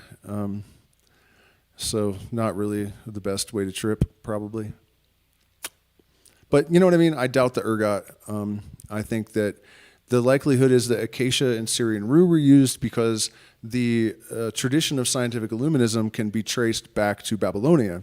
And the reason we know that is that Illuminists like Aleister Crowley, and now the modern version, the Pythagorean Illuminati, and a lot of the other people that have been associated with this, trace the lineage to Pythagoras. And Pythagoras was known to have traveled to Egypt, where he acquired the knowledge of the mysteries, which is really a religion of light. And that's another area where we can connect it to modern science with sort of absolute concision. There is no wishy-washiness. There is no ballparking shit. There's no guesstimation. Photons are eternal and formless and changeless, and all of the things that all of these religions have described, the divinity as all these qualities. And,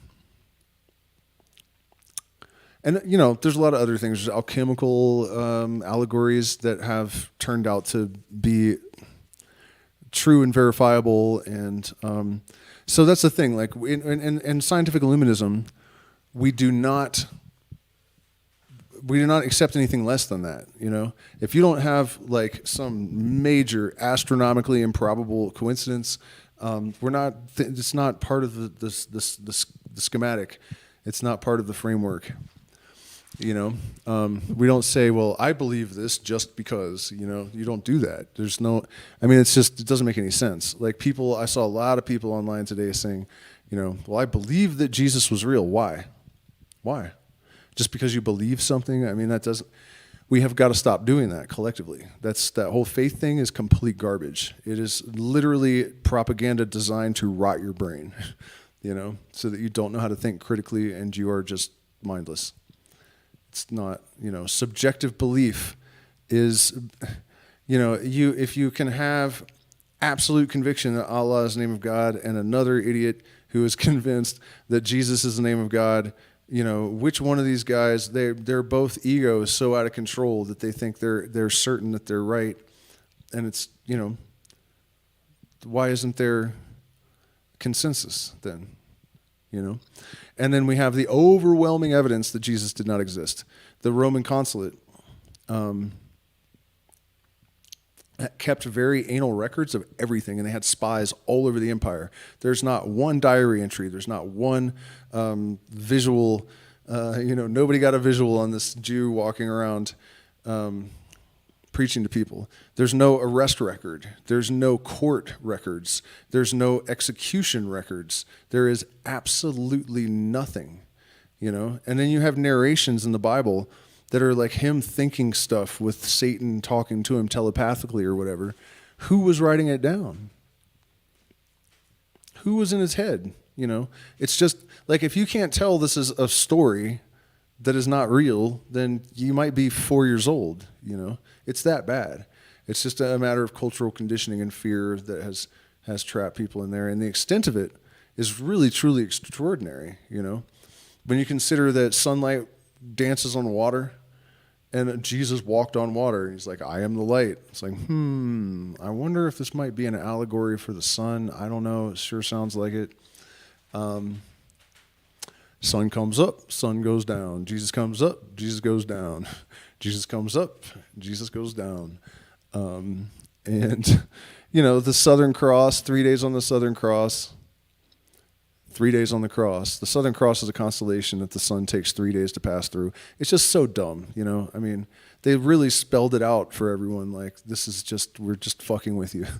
You know? They did it deliberately to sort of like look down their nose at the common man more, you know, to make it really obvious, to kind of rub their noses in how, you know, easy to manipulate and fool they are. And then there's the fact that, you know, Jesus really didn't do anything but teach basic morality. Don't throw rocks at hookers. Wow, you must be God, dude. That's amazing. You know, what? And love your neighbor. I mean, my toddler knows that. He doesn't need to be taught by Jesus. So, and then you can really go down the rabbit hole, the Easter bunny rabbit hole, and you can think about the really scary, obvious stuff that the morning star, Lucifer, you know, Lucifer was not a spiritual enemy of the Jews, but a political one. And it doesn't even exist in the original book, but Jesus and Lucifer call themselves morning star. Those are the only people in the Bible with that moniker. First commandment, thou shalt have no other gods, doesn't say until my son comes. You know what I mean? Beware a wolf in sheep's clothing, the lamb, you know. I mean, you guys mostly have heard this yarn from me before, but it's worth reiterating for anyone that hasn't heard it yet. It gets worse too. I'm trying to remember. I'm really, really tired, and I'm trying to recall all the details of this, but you know, it's insane. It's completely insane that people don't notice this stuff. Oh, yeah. One of the best ones is that John warns Satan may come as an angel of light. Satan was supposedly kicked out of heaven for trying to be God, right? Lucifer was, at least. So this guy comes down here, acts like God, and they say he's the great deceiver. So he teaches this basic morality. Isn't that exactly what Satan would do if he was the great deceiver? He would act like Jesus and then drag your ass to hell because you broke the first commandment. It's just so mind-numbingly dumb. And if you're Christian and this is insulting to you, I could give zero fucks, honestly. You know, one of the things that probably gets under my skin more than anything I have ever experienced aside from this is when Christians whine about being persecuted. Like, are you just for real? Really? Really? Really? Burning Gnostics alive like 200 at a time in like church basements, dungeons in France, and you know, I mean, the witch hunts in the entire South America, all their cultures wiped out and replaced with Catholicism, and everybody turned all bland and passive, and you know, it's just awful. It's absolutely awful. Ruined the fucking United States, you know, the entire Bible Belt. All those people just suck, dude. The whole thing just sucks balls. Big, rotten, stanky, sweaty fucking donkey balls. It's so bad. You know? Just like basically just like removed everyone's brains and made them kind of just awful. It's awful. It's terrible. What Christianity does to people's minds. It's terrible. And then, you know, you might say, well, you know, it's not the don't shoot the messenger kind of thing. But here's the thing, you know, misapplication of what? The idea of spiritual bypassing. You can put your sins on some zombie and then you're all good. You don't have to do any shadow work or, you know, I mean, it's completely retarded. And then also that someone else should suffer for what you have done. You know, you think that's good psychology to spread around the world? No, dude, no. Satan may come as an angel of light. We were warned by John, like 45 pages before Jesus comes, I am the light. Like, wait a minute. Didn't John just tell us this was going to happen and that it was actually Satan? Yes, that's literally what happens in the book, and everyone's like blind, like, oh, I didn't notice. What are you even fucking talking about? And what they do, the way that they set it up, is that they just sort of pick and choose what they talk about from the pulpit. They actually reverse things, like they say the serpent lied in the Garden of Eden, but if you read the book, the serpent told the truth. So literally the opposite of what, but everyone thinks that, right? Everyone's heard, oh yeah, the serpent lied in the Garden of Eden. No, he didn't. He said, verily, thou shalt not die. And they didn't die. So Jehovah lied, not the serpent. So happy Ishtar and hail Satan, you know? I can't do it. Yeah, sure, there are a lot of good Christians. There are, sure. You know, that guy Andrew that I gave that talk with the other day. He's a great guy, and he's coming from the same place as I am. He has basically the same message, but here's the thing. You know, there probably were some Nazis in Germany that were pretty chill too, but the overwhelming majority of them were fucking Nazis, you know? So people that are apologists for Christianity because a couple of them are nice or whatever, it's like, we don't need the bullshit that comes with it. You know what I mean? You can excise all of the religion, and we still know how to be nice. We don't need the book that causes all this trouble to teach people to be nice. It's got nothing to fucking do with the book. Don't need it. So why, you know? And really, apologists for Christianity do sound like Nazi sympathizers to me. You know? They absolutely do. It's like, okay, well, you know, Nazis taught discipline and manners to the youth, and you know, they had their good qualities. Never mind the 6 million Jews or whatever.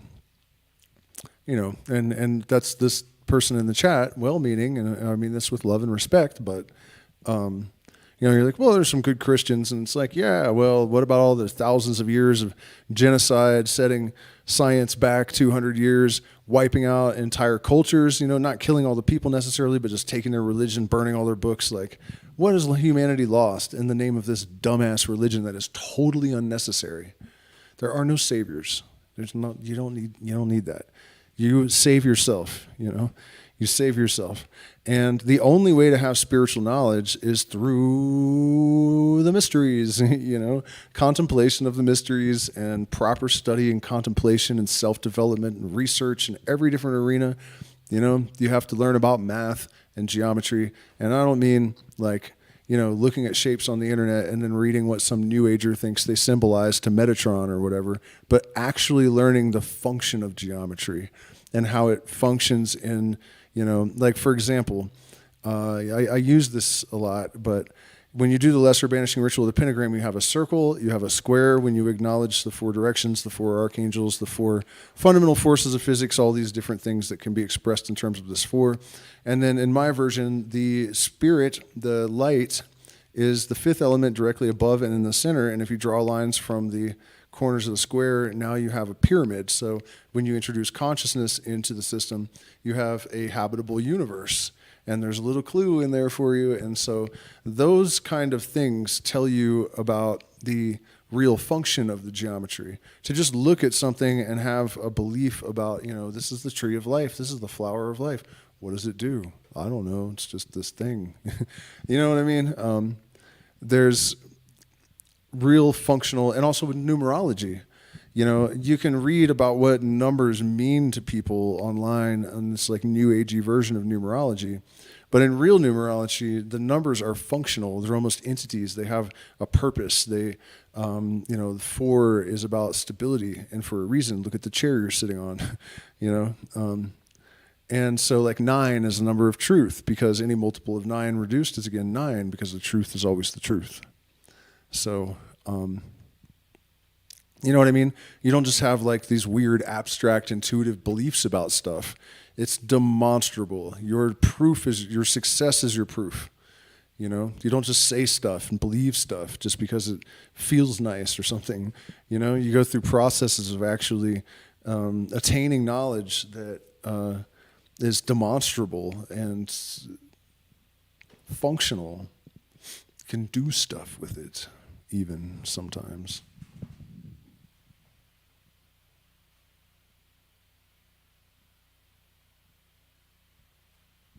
What was the Knights Templar?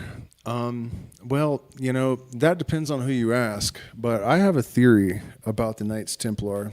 And that brings us to the subject of alchemy.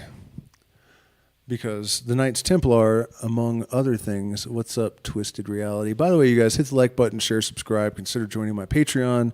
This kind of information that we're talking about now, there's a lot of it there, and it's not on my public channel. And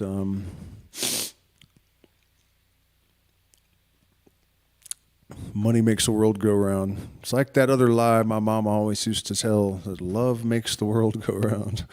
It's definitely true, but also money.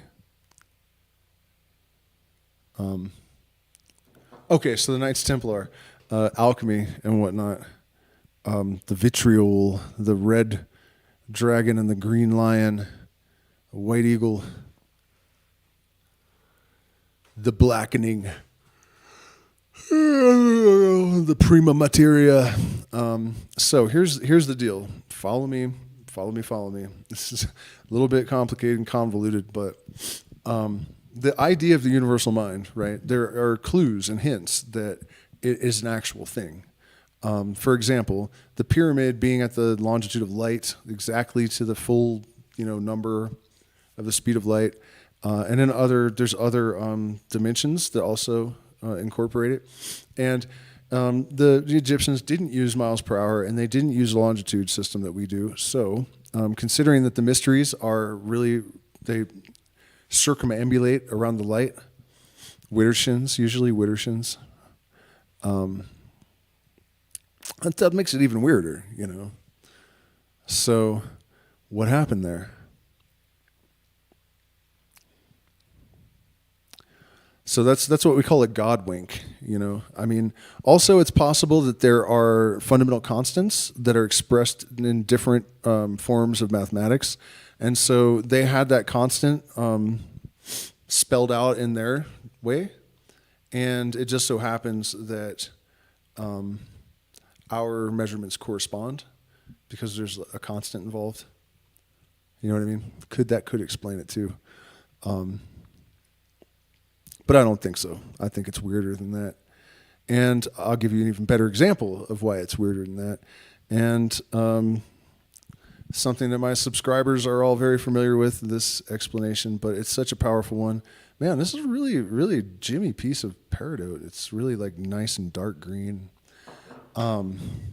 So in the process of alchemy, where you turn lead into gold, you use lead, quicksilver, which is mercury, and high voltage shock. In fact,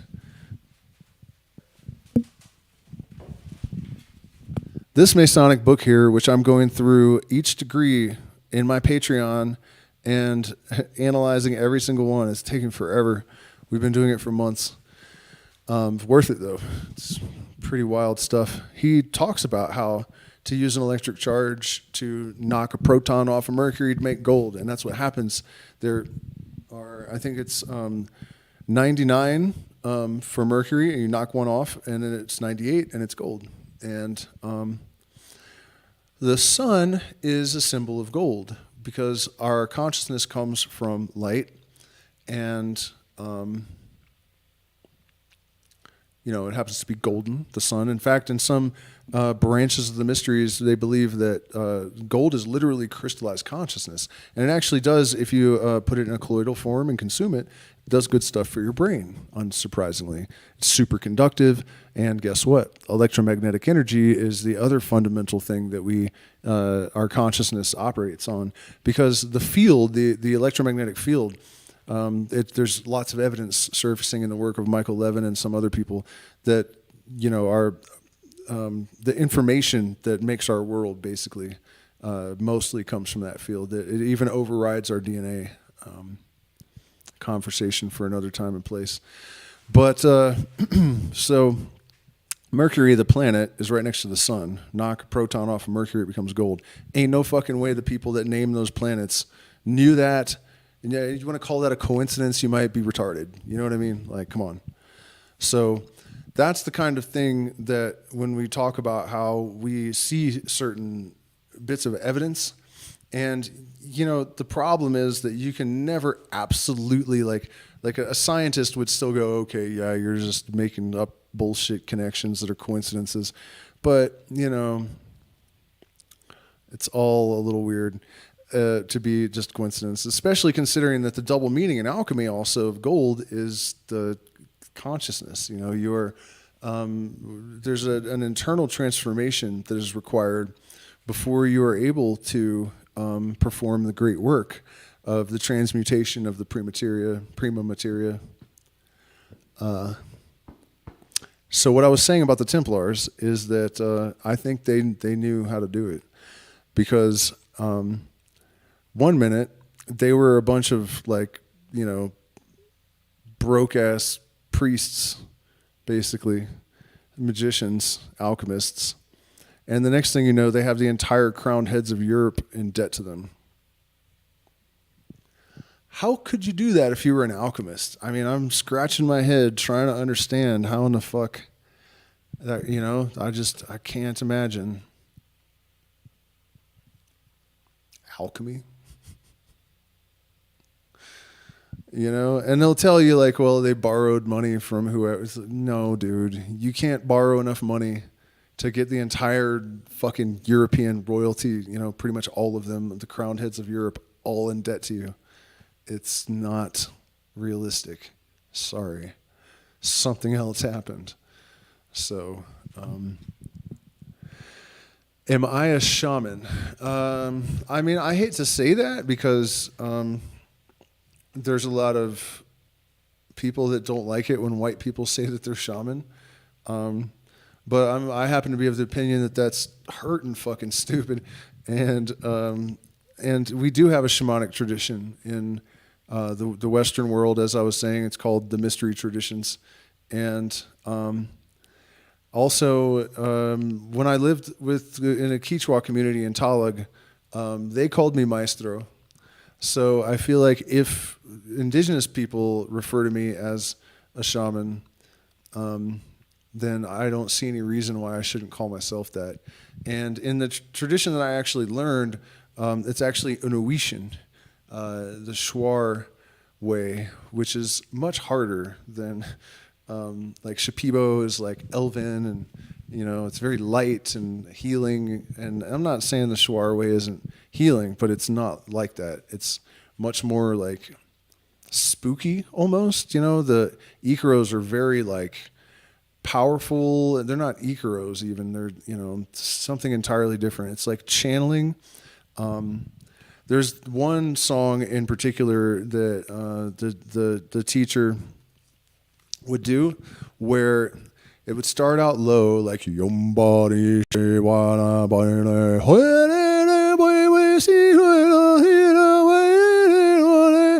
when he went high, this thing would stretch his neck up, and it had eyeballs on stalks, and when it went high, it was fat and wide when it was low, and then it would squish together and stretch up and elongate for the high parts, and then drop back down and do the low. It was fucking crazy to watch. I guess I probably do that too because I used that one. But it's really almost disturbingly interdimensional. It's when you're actually in the presence of something that is not of this world, it's kind of scary. There's this feeling of oh shit, this is real. There's actually this Goa trance. Song where they used what is it called, where the speakers it sounds like shit is moving through them, and surround sound, but there's another word for this where the stuff moves. So it's supposed to be a UFO that's flying around your head, and then it stops, and you hear this girl go, "Oh shit, that was real. Let's get out of here." And it always reminded me of that's what was happening. They were tripping, but they realized that was real, and that terror of this thing that shouldn't be real is happening anyways. It's a very common experience at Shuar ceremonies, man. The telepathy too is constant and normal after a while. You don't even flinch. And I'm not talking about anything that could be guessed. We're talking about things of very high specificity and tremendously weird. Yeah, exactly. They knew the mystery and they could hold it over the church's head, and they did hold it over the church's head. The Templars knew the mystery. Combo. What about Combo?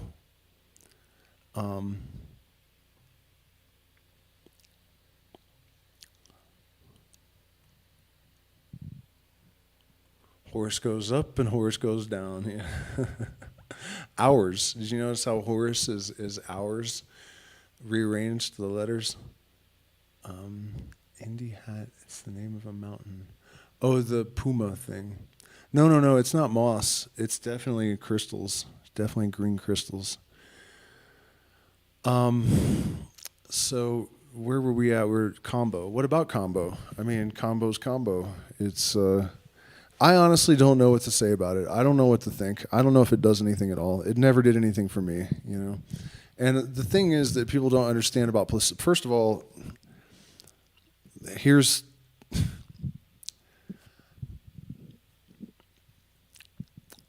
it's actually in the modern world, it does not make sense that people can put feathers on their head and they just have credibility. All right? Because I know with certainty that a lot of these medicines, what happened is they used them only for like hunting, you know. Rape was for hunting, and you know, they eventually developed a bunch of different rapes for different stuff, but Sananga is actually what I meant to say, and it was for one thing. It was for hunting. The idea that it clears panema, which is the Quechua word for like basically laziness or like energetic blocks, that may also be a valid thing. But the point I'm making is that with Combo, it was definitely just for hunting. And once people realized that white people would pay money to do all this stuff, then all of a sudden it heals all kinds of things, you know. So I'm a little bit suspicious because I've had a lot of health problems, and of all of the things I've ever taken, you know, Combo, it's like you puke a bunch and then you're like just no different. I mean, I didn't notice any improvement in any aspect of anything, and I did it several times. So I know people say other stuff, but you have to remember the placebo effect is not, it doesn't mean that you're imagining it. It means that you actually cause changes because you think that, you know. And for a healthy person to say like, oh, I felt better, it's like you already felt fine. What do you mean? You know, I don't know. I don't really. I know what's in it. I mean, I know it has like the strongest opioid in the world is known to man is in there in that frog. There are all kinds of peptides, and you know, there's a lot of stuff in there. It's a insanely diverse biochemical cocktail. But whether or not there's enough of many of those substances to have any kind of biological effect is highly, highly, highly, highly, highly doubtful. So my opinion is that more than likely people are just poisoning themselves with frog venom for no reason. But who am I to say? I mean, people certainly claim that it helps them with stuff, but I've seen no evidence of that. And I also don't know anyone personally that, you know, people that I know well that have done it also, like my ex, and nobody saw any benefit. So that doesn't mean there isn't a benefit. It just means that I didn't experience any benefits.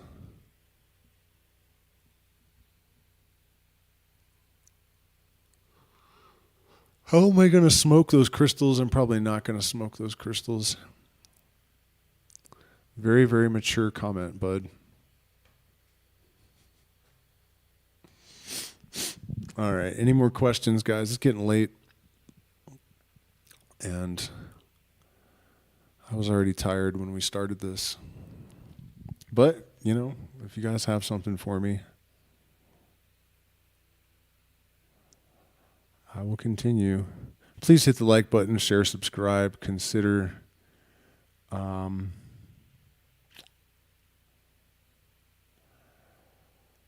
joining the Patreon or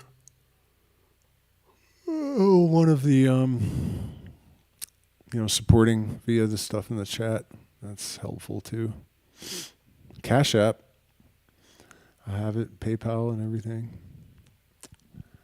I'm trying to generate some more AI videos we can watch. Hopefully there'll be a riot. Oh, yep, here comes one. It's doing it. It's doing it. So does anybody have any questions that aren't about smoking crystals? I mean, what camera do I use? I use a Sony ZV-1. It was literally the only one that I could get in the whole world. They were sold out everywhere.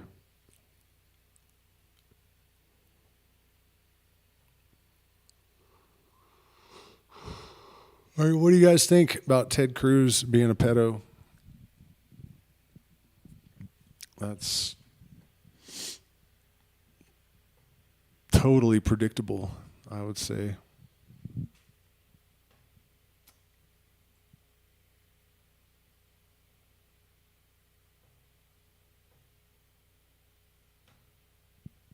Oh no, it's going to make one LGBTQ plus and gothic.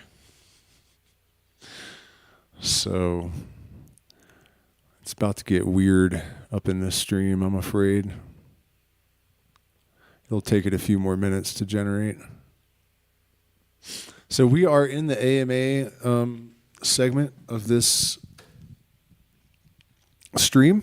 So if you guys are curious about stuff, crap, junk, things, WD-40 or catfish bait, I'm totally down to discuss those things. Especially catfish bait. That is one of the most profound and interesting subjects of which I am aware. Hit the like button. It's going to be a good week, you guys. I can't remember why, but oh yeah, I'm going to edit the video of the author and I going a boot in the ruins. And she's a very sweet lady and a delight to be around. She has a very soothing voice, which is nice because Illuminostic has been through too much lately. It's a nice, soothing, feminine voice around is comforting.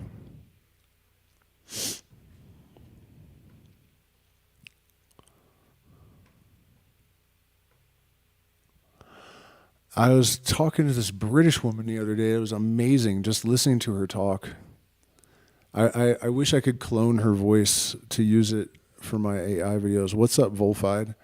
We are in the AMA section, you guys. We're also in the smash like and send me money segment of the stream. So please do that.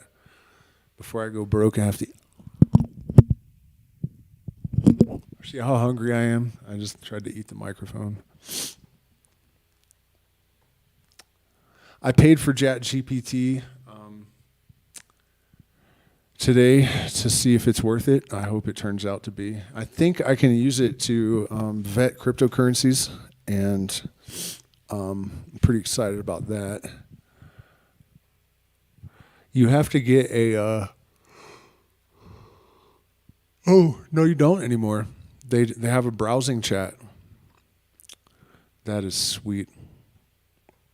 You guys, we have to empower ourselves. What is this? Oh my God. The AI generated like this, like young Michael Jackson, I guess, in a body bag with Jeffrey Epstein holding him up dressed like a cop. Why does it do the things it does? Those of you piling on, you definitely missed the Diddy stories. I can't go through it again. But we're about to watch some disturbing AI-generated predictions about what's going to happen to Diddy in the near future. So stick around for that. It's ready.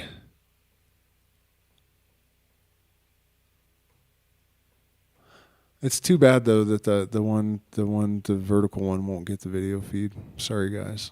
I'm sorry.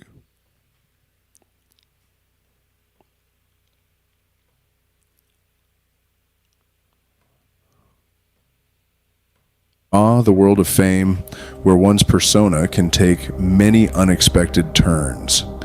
Consider the case of hip-hop mogul P. Diddy, known for his suave and groovy beats. Picture him, if you will, in a scenario that might cause a stir, transformed into a captivating character. He's adorned with lipstick, a striking shade of red, perhaps. Now, imagine him in the company of a formidable figure named Malik, a man who seems like he could easily command any room, even a prison cell. Malik, with a soft yet firm tone, instructs P. Diddy to adopt a nurturing role, to take care of him. P. Diddy, in turn, pleads for Malik to be gentle, adding an interesting twist to their dynamic. This vivid tableau sparks a conversation about identity and roles, challenging the boundaries of what we consider conventional. It's an unexpected yet intriguing exploration of character and perception. And so, the saga of P. Diddy continues, ever unpredictable, always fascinating. All right. Well, that definitely wasn't as good as I was hoping it would be. A hit or miss, man.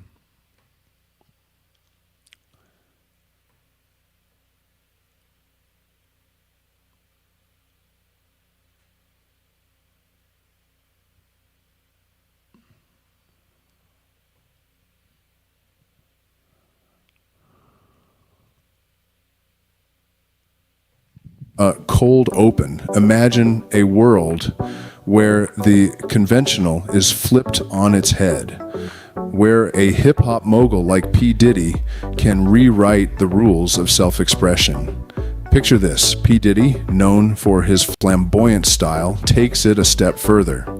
He's in drag, a glamorous display of audacious fashion, challenging societal norms. Now place him in an unexpected setting, a prison cell. But it's not a typical scene of confinement. Here, he's not alone. There's a large black man, a symbol of strength and resilience. P. Diddy, in his unconventional attire, sits comfortably in his lap. It's a tableau that marries contrasts, a testament to the courage it takes to be truly oneself in a world that often demands conformity. This is not just a scene, it's a statement, an invitation to embrace the unexpected, to defy the ordinary. But remember, it's not about the spectacle.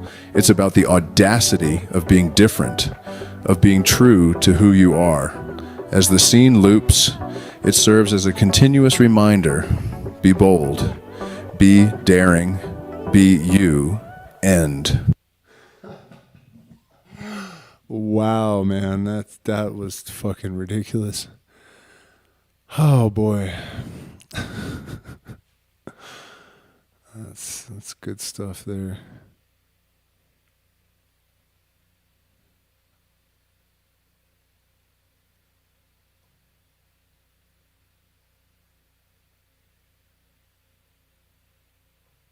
The world of fame, where one's persona can take many unexpected turns.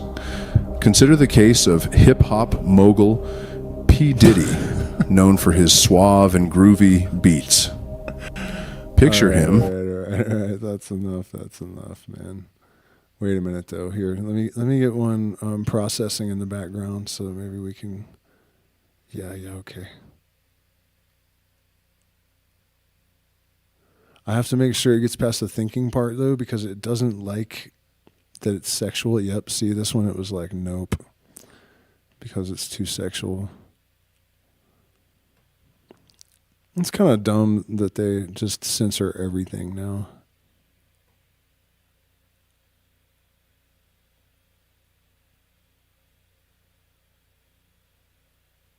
I think this one will fly, probably.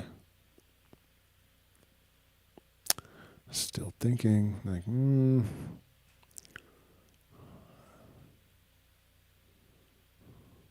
All right, it's going to go. So we'll check back in there in a few minutes. This is pretty ridiculous, isn't it? Like, I'm going from like Templars and Bufontein or whatever to P. Diddy and drag in jail. Oh, what a world. But, you know, I mean, when the going gets weird, the weird turn pro. That's the old saying in regards to this. What's up, Ray Collier? I Can't Breathe, George Floyd. Yeah, I remember that. And, you know, I'll say something that will piss off a lot of people, but it's absolutely true. There's a reason that you remember George Floyd, but you don't remember this like innocent autistic kid that got choked out to death by Colorado police. You know why that is? Why is it that why is it that if what we want to do is stop innocent black people from getting killed by cops, why would we make the martyr of the guy that was high on fentanyl and meth trying to use a fake $20 bill to rip off a small business, and then he was going to get in his SUV and drive out into traffic with an SUV high on two of the strongest drugs in the world? And if there was meth in his system, he'd probably been up for several days. And so that's a hero. And the innocent autistic kid, nobody, what's his name? Remember his name? No, you don't. You know why? Because this is all propaganda. I'm not saying it didn't happen, but the way that they play things, you know, the things that they focus on, there's a reason why George Floyd was the martyr. And this, you know what? Let's actually, I mean, don't we owe it to this kid to look up his name? Because he's the one that we should be like martyring. And if anyone was going to be protesting for anyone, it wasn't for George Floyd. Remember the girl? I can't remember her name either. They kicked in the door and they're like, oh yeah, they just shot these poor innocent black people. They had like a kilo of cocaine delivered to the house or something. And when the cops kicked in the door, they shot one of the cops. You know what happens when you shoot the cops? You die. Everyone in the fucking house dies. White, green, yellow, blue. Everybody dies. You know what I mean? So that's not racist cops. That's what happens when the cops kick your door down and you shoot one of them. Everyone in the house dies. That's, you know, I don't understand what people are thinking. And so we ignore the cases of an actual innocent black person getting killed by cops and then focus on these like derelict criminals getting killed. And then the right is, of course, like, you know, what the fuck is wrong with you? And the left is like, you're racist. And they're like, what? No. George Floyd held a gun to a pregnant woman's stomach, dude. That means that he was like ripe for execution pretty much from that moment to any other point in his life. Like, that dude's right to exist ended when he put a gun to a pregnant woman's belly. Like, do you realize how much poison? Like, that child's life was changed forever. You know? Fuck that guy. Like, who?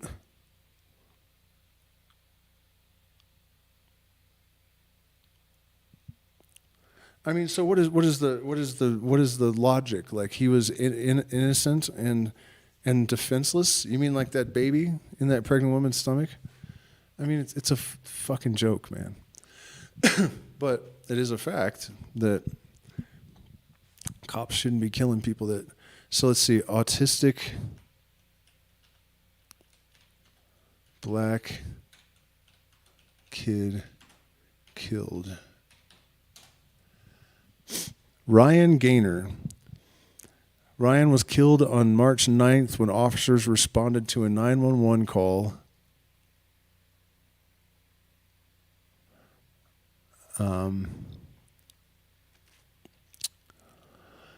He was nonverbal, and his family all learned sign language to communicate with him. But after the Southern California boy learned how to speak at around age 4, he was a ball of energy who never stopped talking. And then he was killed on the 9th of March when officers responded to a 911 call from one of his family members who reported he was breaking things in their house and hitting his sister, who was not injured. Body camera footage showed the two San Bernardino sheriff's deputies shot Ryan within roughly 5 seconds of seeing him. The videos captured someone inside the house saying Ryan had a stick, then Ryan appearing in the doorway. He moved toward a deputy who immediately threatened to shoot and fired as he ran from Ryan.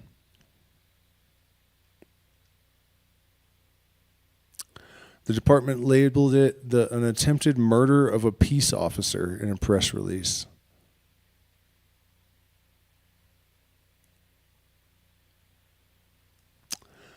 So that kid flies under the radar, and George Floyd gets martyred.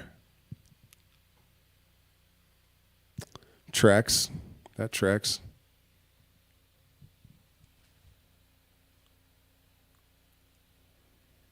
You know, they do this shit on purpose, man. They really do.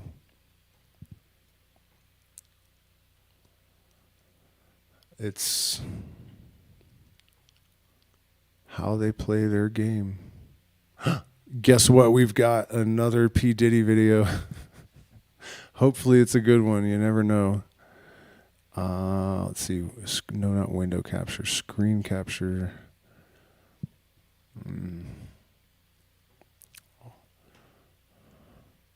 It uses a lot of the sock. I actually asked for a refund because this is just so stupid, this program. I mean, the scripts are hilarious, but I can't use Our story this. begins on a seemingly ordinary day when a photo surfaces showing P. Diddy, not in his usual suave, stylish attire, but in drag. Yes, you heard it right. The hip-hop superstar, known for his sharp suits and luxurious lifestyle, is seen dressed in women's clothing. But hold on. The intrigue doesn't end there. He is not in his mansion or at a fancy Hollywood party, but in the most unexpected of places, a prison cell. Sitting on the lap of a large, intimidating man, P. Diddy looks nothing like the fearless mogul we're used to seeing. The man he's with is not a fellow artist or a business partner, but a man named Malik, a man who, in this peculiar setup, appears to hold a strange power over the hip-hop superstar. The situation takes an even more curious turn as P. Diddy, known for his bravado and swagger, seems to show a softer, more vulnerable side. He pleads with Malik, asking him to be gentle. It's a far cry from the tough, unflappable image we've come to associate with the music magnate. But the most shocking revelation comes when P. Diddy tells Malik, "I love you, Daddy. Take it all. I am your little girl now." A statement that shatters the image of the macho, confident artist, leaving us questioning everything we thought we knew about him. So to summarize this unexpected turn of events, P. Diddy, the unshakable hip-hop mogul, is seen in drag in a prison cell, sitting on the lap of a man named Malik. He shows a side of vulnerability we've never seen before, pleading for gentleness and expressing a love that seems completely out of character. This narrative leaves us with more questions than answers. What led to this unusual situation? What does this mean for P. Diddy's image? And most importantly, what does this tell us about the man behind the hip-hop superstar?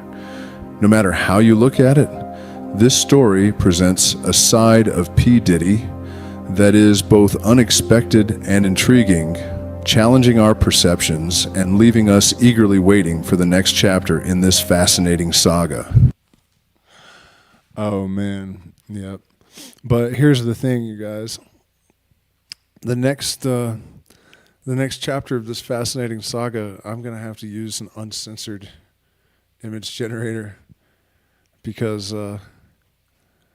we got to see exactly how it is that this love between Malik and P. Diddy really manifests, you know. Y'all ready for that? Y'all ready for that? I know you are. I know you all are. All right, I don't... Oh my God, have I lost my mind completely? Tell me if you got an urge that tell you or make you feel that you have indigenous blood in you. Well, I don't have to have an urge. I definitely have indigenous blood in me. My grandmother was Blackfeet, and she was taken off of the reservation and put into one of those schools where they try to make the Indian white, you know, I can't remember what they're called. Like reform schools, you know, to try to civilize the native. And she was a classical piano prodigy. And so that was weird because they say that only people that have it in their blood can be prodigies. That was the belief before. Wait a minute. Did I not okay, I did fix it. Did I fix it? It's fixed. So yeah, she was the first Native American woman to play Carnegie Hall. And I never met her. She died of cancer before I was, well, I don't know if it was before I was born, but my mom lied to me about who my dad was, and I didn't find out who my dad was until I was 11. And so I only met my family on my dad's side like once. I think, yeah, once. And I didn't know. I didn't know yet. They didn't tell me yet when I met the family that they were my family. I just, you know, I thought it was a little weird that they seemed so interested in me. And like my grandfather, I didn't know he was my grandfather, but he was like showing me a model train and doing all these like really grandfatherly things, which kind of makes me sad now because I didn't get to maintain that relationship because when my mom broke up with him, he just didn't want anything to do with me again. And my other grandfathers were not grandfatherly at all. They didn't ever speak to me really. So it would have been nice to have like one sane relative, and I think that man was. But anyways, there was a picture of a Native American woman above the fireplace, and I said, "Who is that woman?" And he said, "Oh, well, that was my wife," which would make her my, Jeff's, my dad's mother.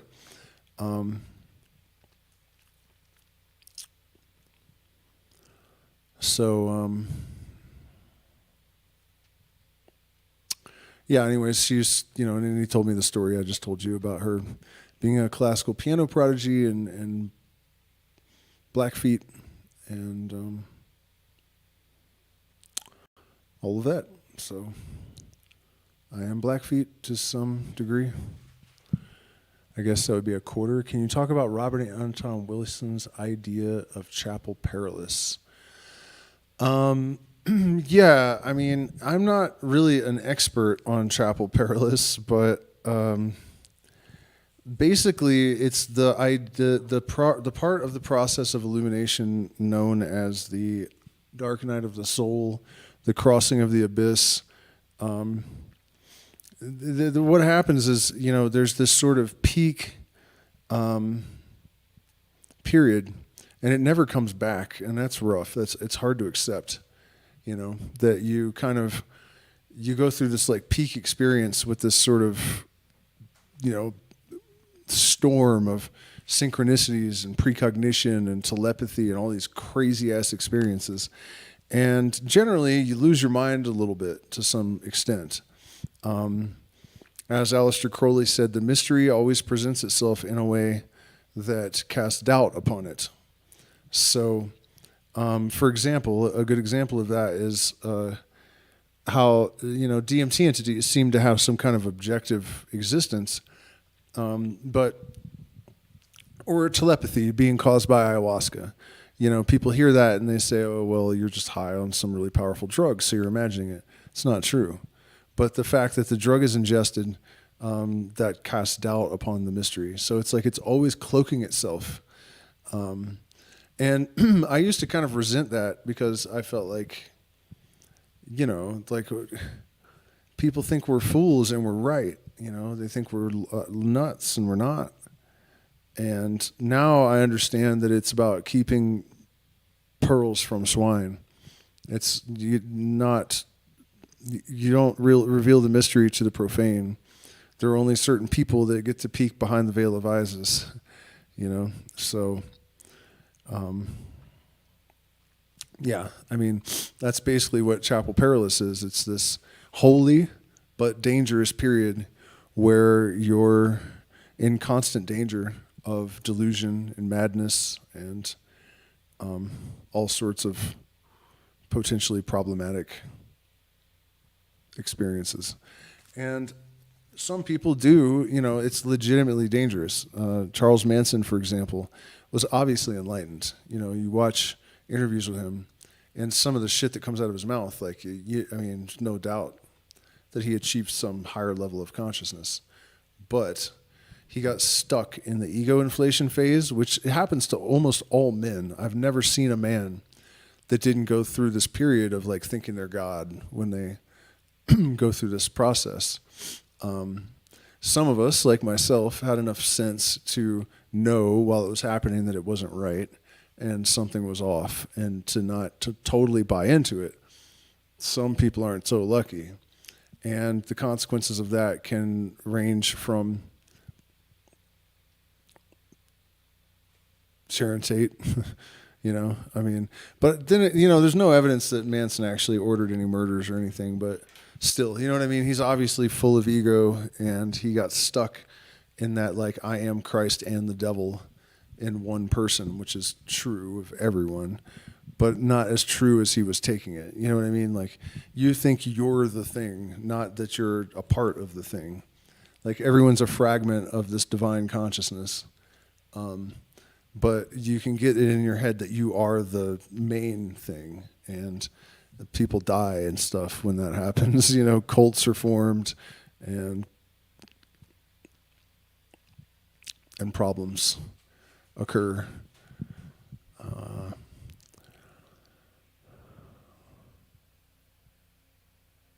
That one looks like Gary Busey. Oh, you must be talking about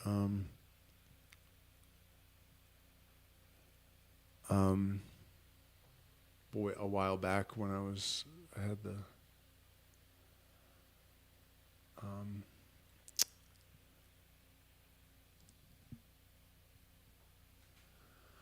okay, well, it's almost midnight, so I'll give you guys a minute or two to pop another question into the chat, and if nothing comes up, then I'm out until tomorrow or Tuesday. And I'm going to work real hard on the Ruin video and try to make it extra special and nice and good happiness stuff for everyone. And make sure you hit the like button, share, subscribe, support me on Patreon or one of the other options in the chat. Or else I will go away and never return. What do you mean you're going live after the stream, dude? All right, let's move over to, I'm getting too tired, I'm done. We're going to move over to Illuminastic Life and see what she's up to. Bye-bye.